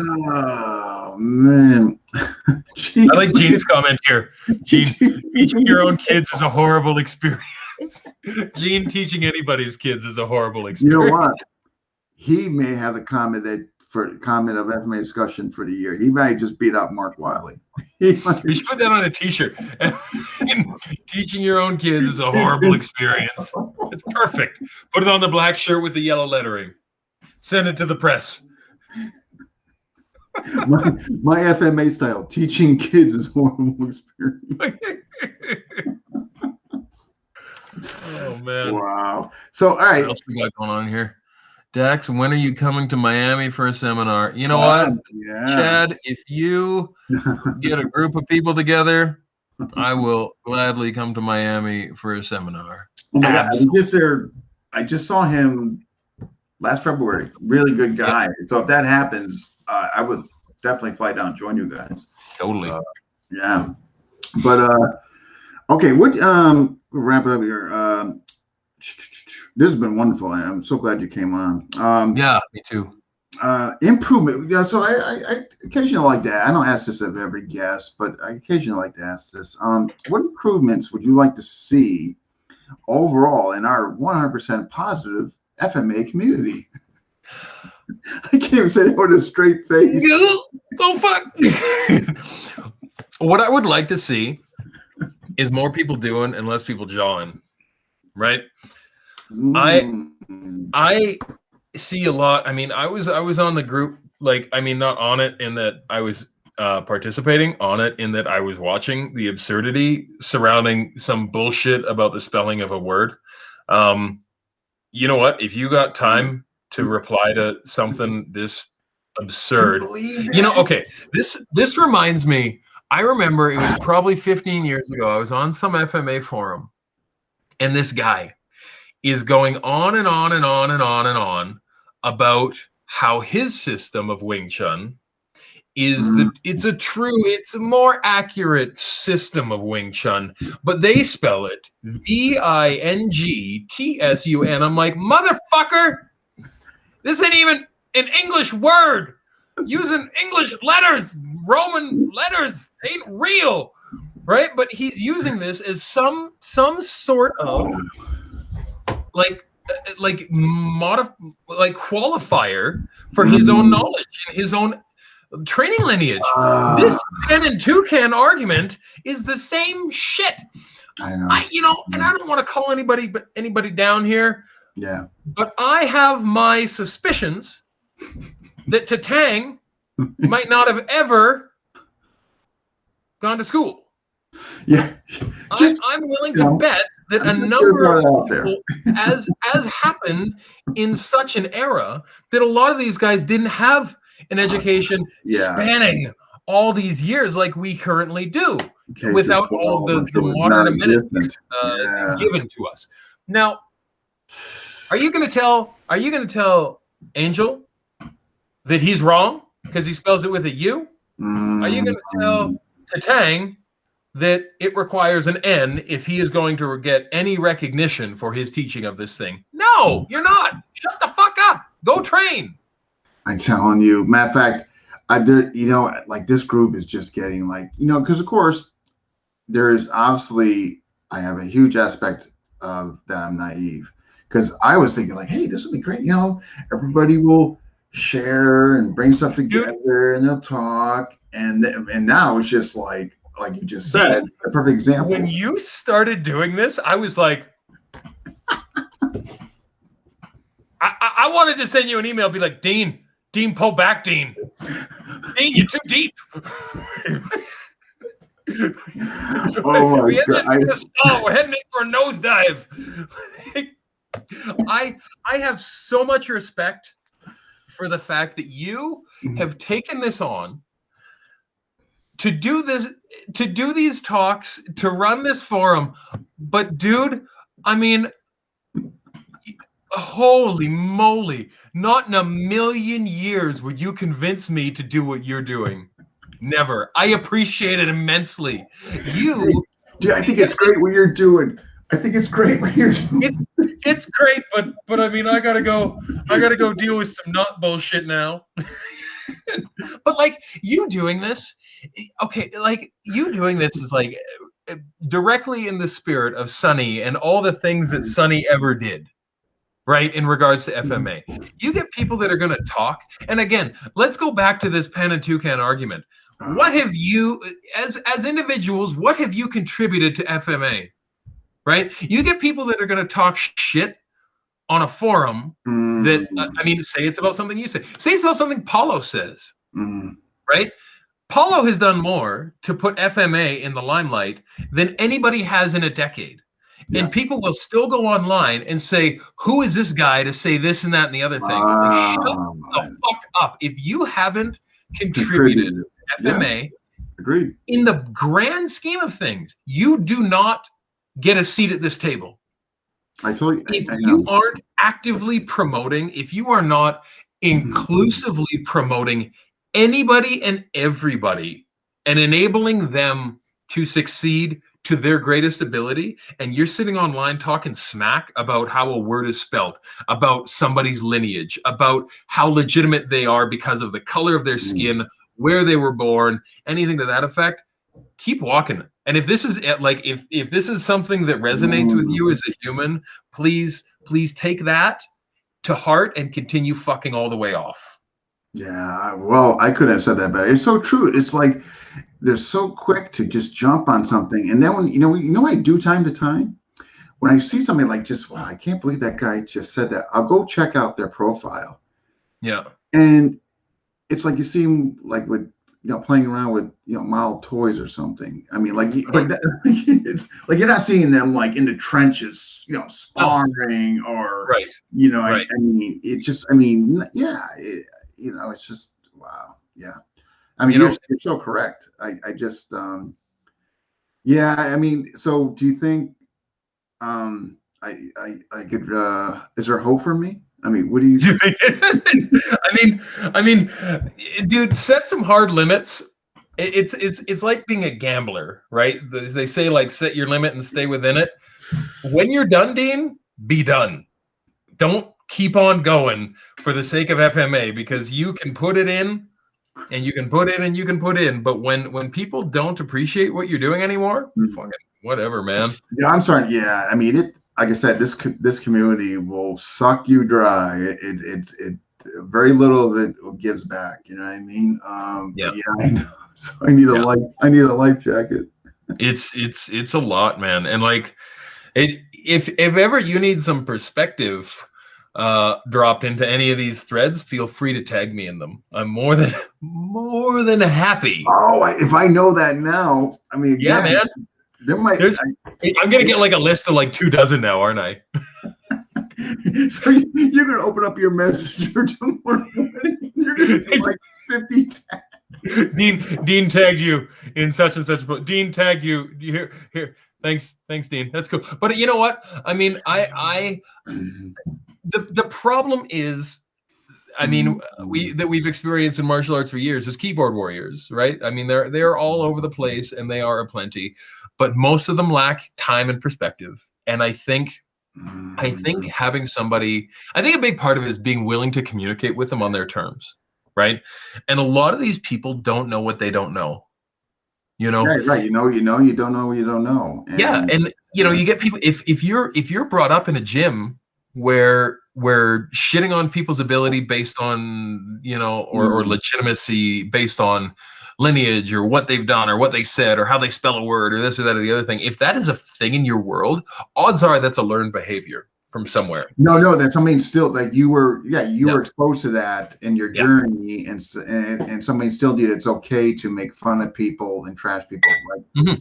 I mean, I think conservatively speaking, I've kicked out like 15 people. Like somebody Yeah. posted something, moron, and I'm just like, how could you call that guy a name that you don't even know? Like, you don't even know this man, and you're just gonna like, that just blows me away that you would just do that because you're behind a computer and you don't even know this guy, and you're just gonna And the call thing him is, it's just names. the low hanging fruit, right? Like, if that's how you're going to choose to interact, like that's up to you. But I mean, you're gonna like just go sit and interact with yourself in your basement because nobody else wants to interact with you, right? Yeah. And I don't know. I think, again, I think a big part of it is being constructive with people, right? Mhm. Meeting them where they're at. If you can have the biggest alpha male wannabe tough guy jackass, and if you meet him where he's at and don't get offended or threatened by it, and talk to him in a level at a level that they're able to comprehend,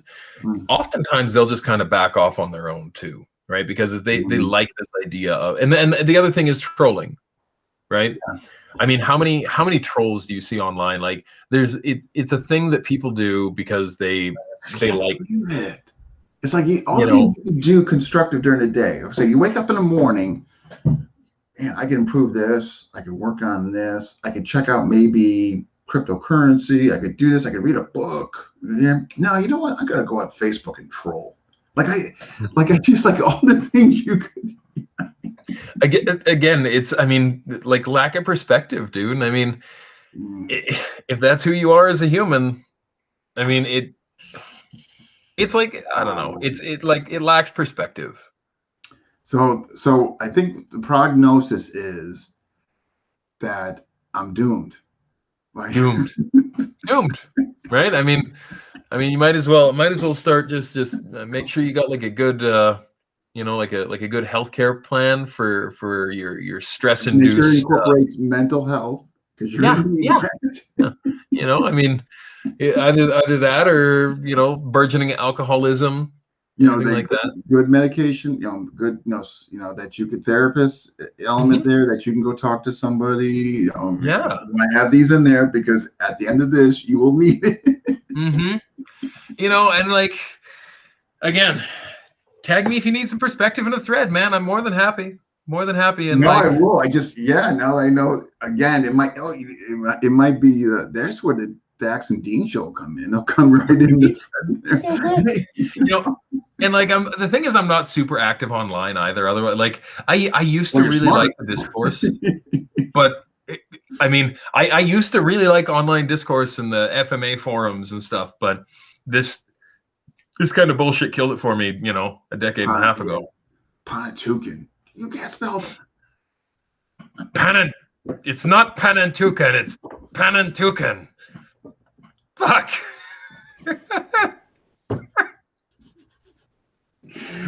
Oh my It's God. not Wing Chun, it's Wing Chun.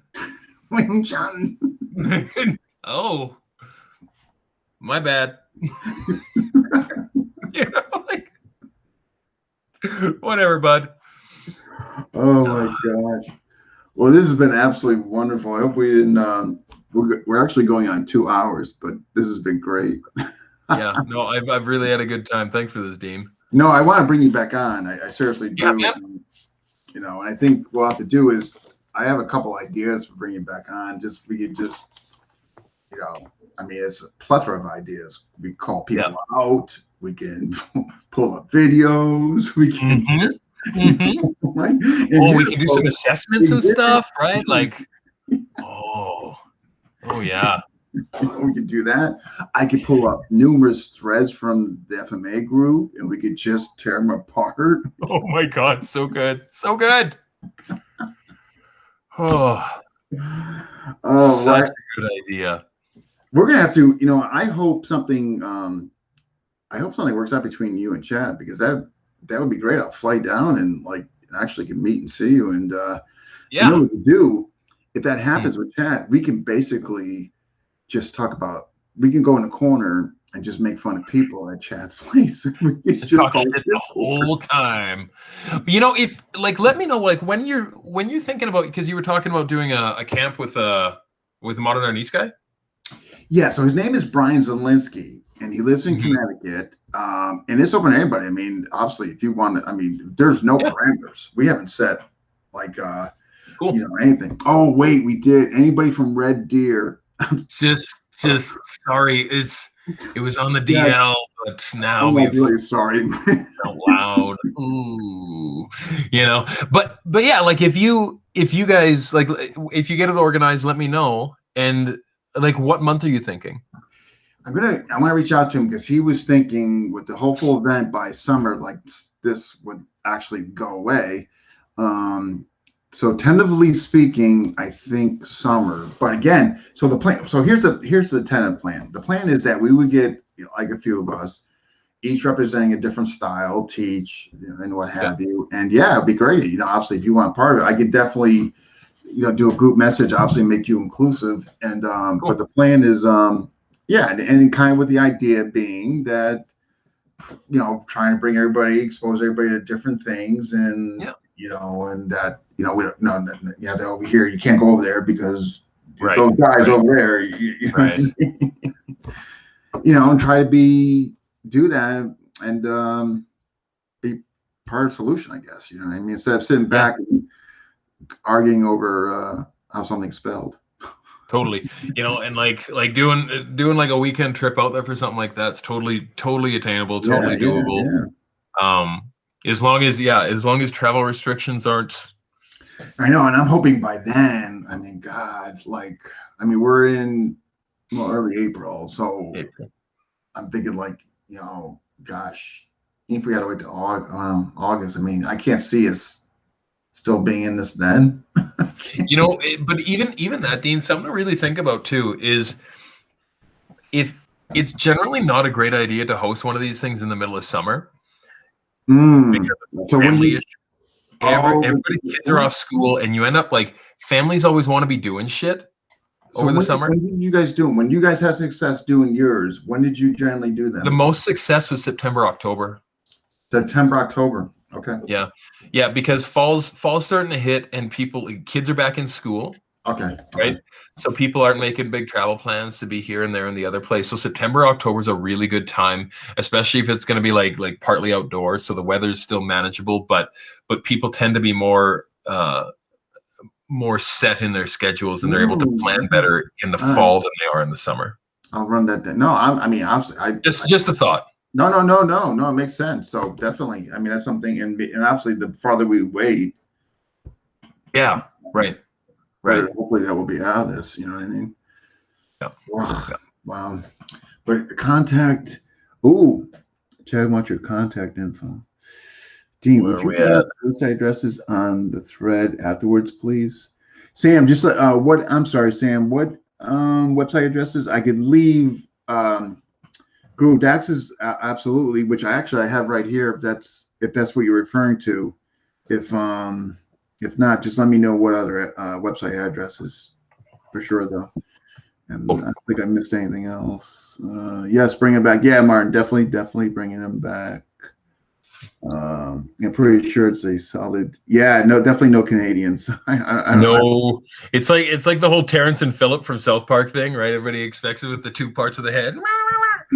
Um, okay, so yeah, for Samuel, my website, I don't actually use my website. There's some shit on there that you can read and some information, but if you want to get a hold of me, this is the way to do it, on here or Instagram.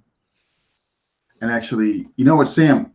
Actually, Sam, you know what? I'm going to put his website in here. I will. I'll put it right Okay, in cool. and all that. Actually, you know what? We got to get you back to, because we What's went up that? there, which was great stuff. It was really good. We definitely got to get you back.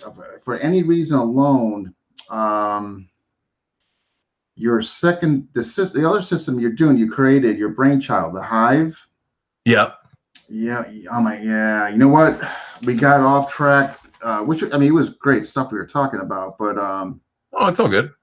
and then yeah, I definitely. And I got a question from Mart. Yeah. Okay. You know what? I want to do it though sooner than later. Okay. Okay.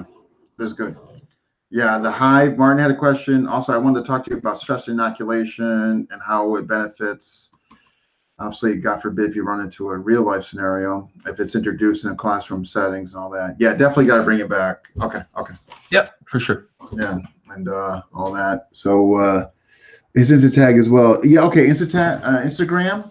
Okay. Yeah, actually, you know what is your Instagram?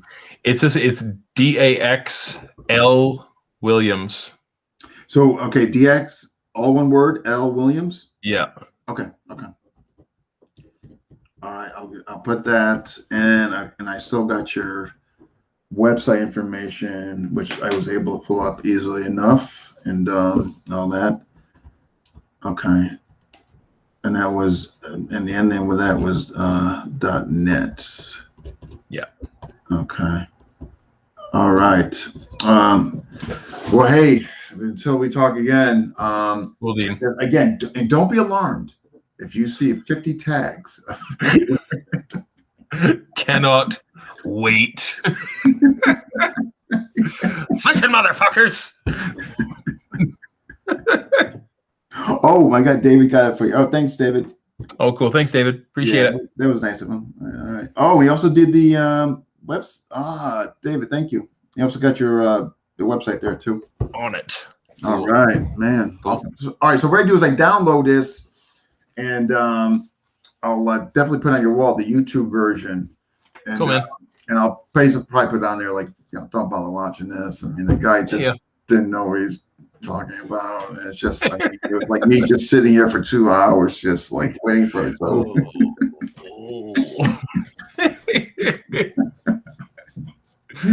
Cool. All right, so you take care.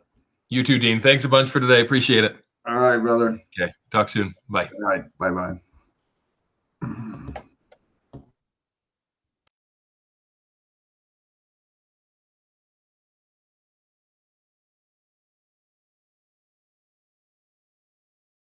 Sorry, folks. That was a faux pas there. I removed myself there.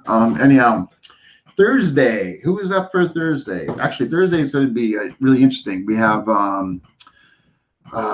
cognitive colleague, and that's going to be really interesting because this guy's what he's basically doing is going over stuff how to conceptually for kids and all that, how to teach, just some good stuff. And the guest is going to be Paul McCarthy. So that's going to be Thursday, 7 o'clock p.m., 5 p.m.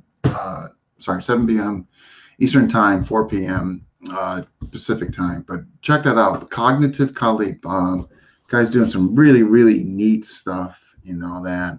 And so I'm looking forward to that. Again, it's going to be more, we'll get his background, but more theme oriented. Also, this Saturday night is going to be the raffle, Jam Renee's raffle for his project over there for the kids. And I think there's definitely tickets still available for $10. So if that's an interest, definitely let me know, or you can let GM know. But that's going to be the raffle's actually going to take place this Saturday night and all that. So hopefully that should be fun. There's some incredible knives, a Bastinelli, a few other things that pictures I posted in FMA discussion and all that. I'll recirculate that as well. All right, folks, if you haven't hit like, subscribe, FMA discussion on YouTube, and until Thursday.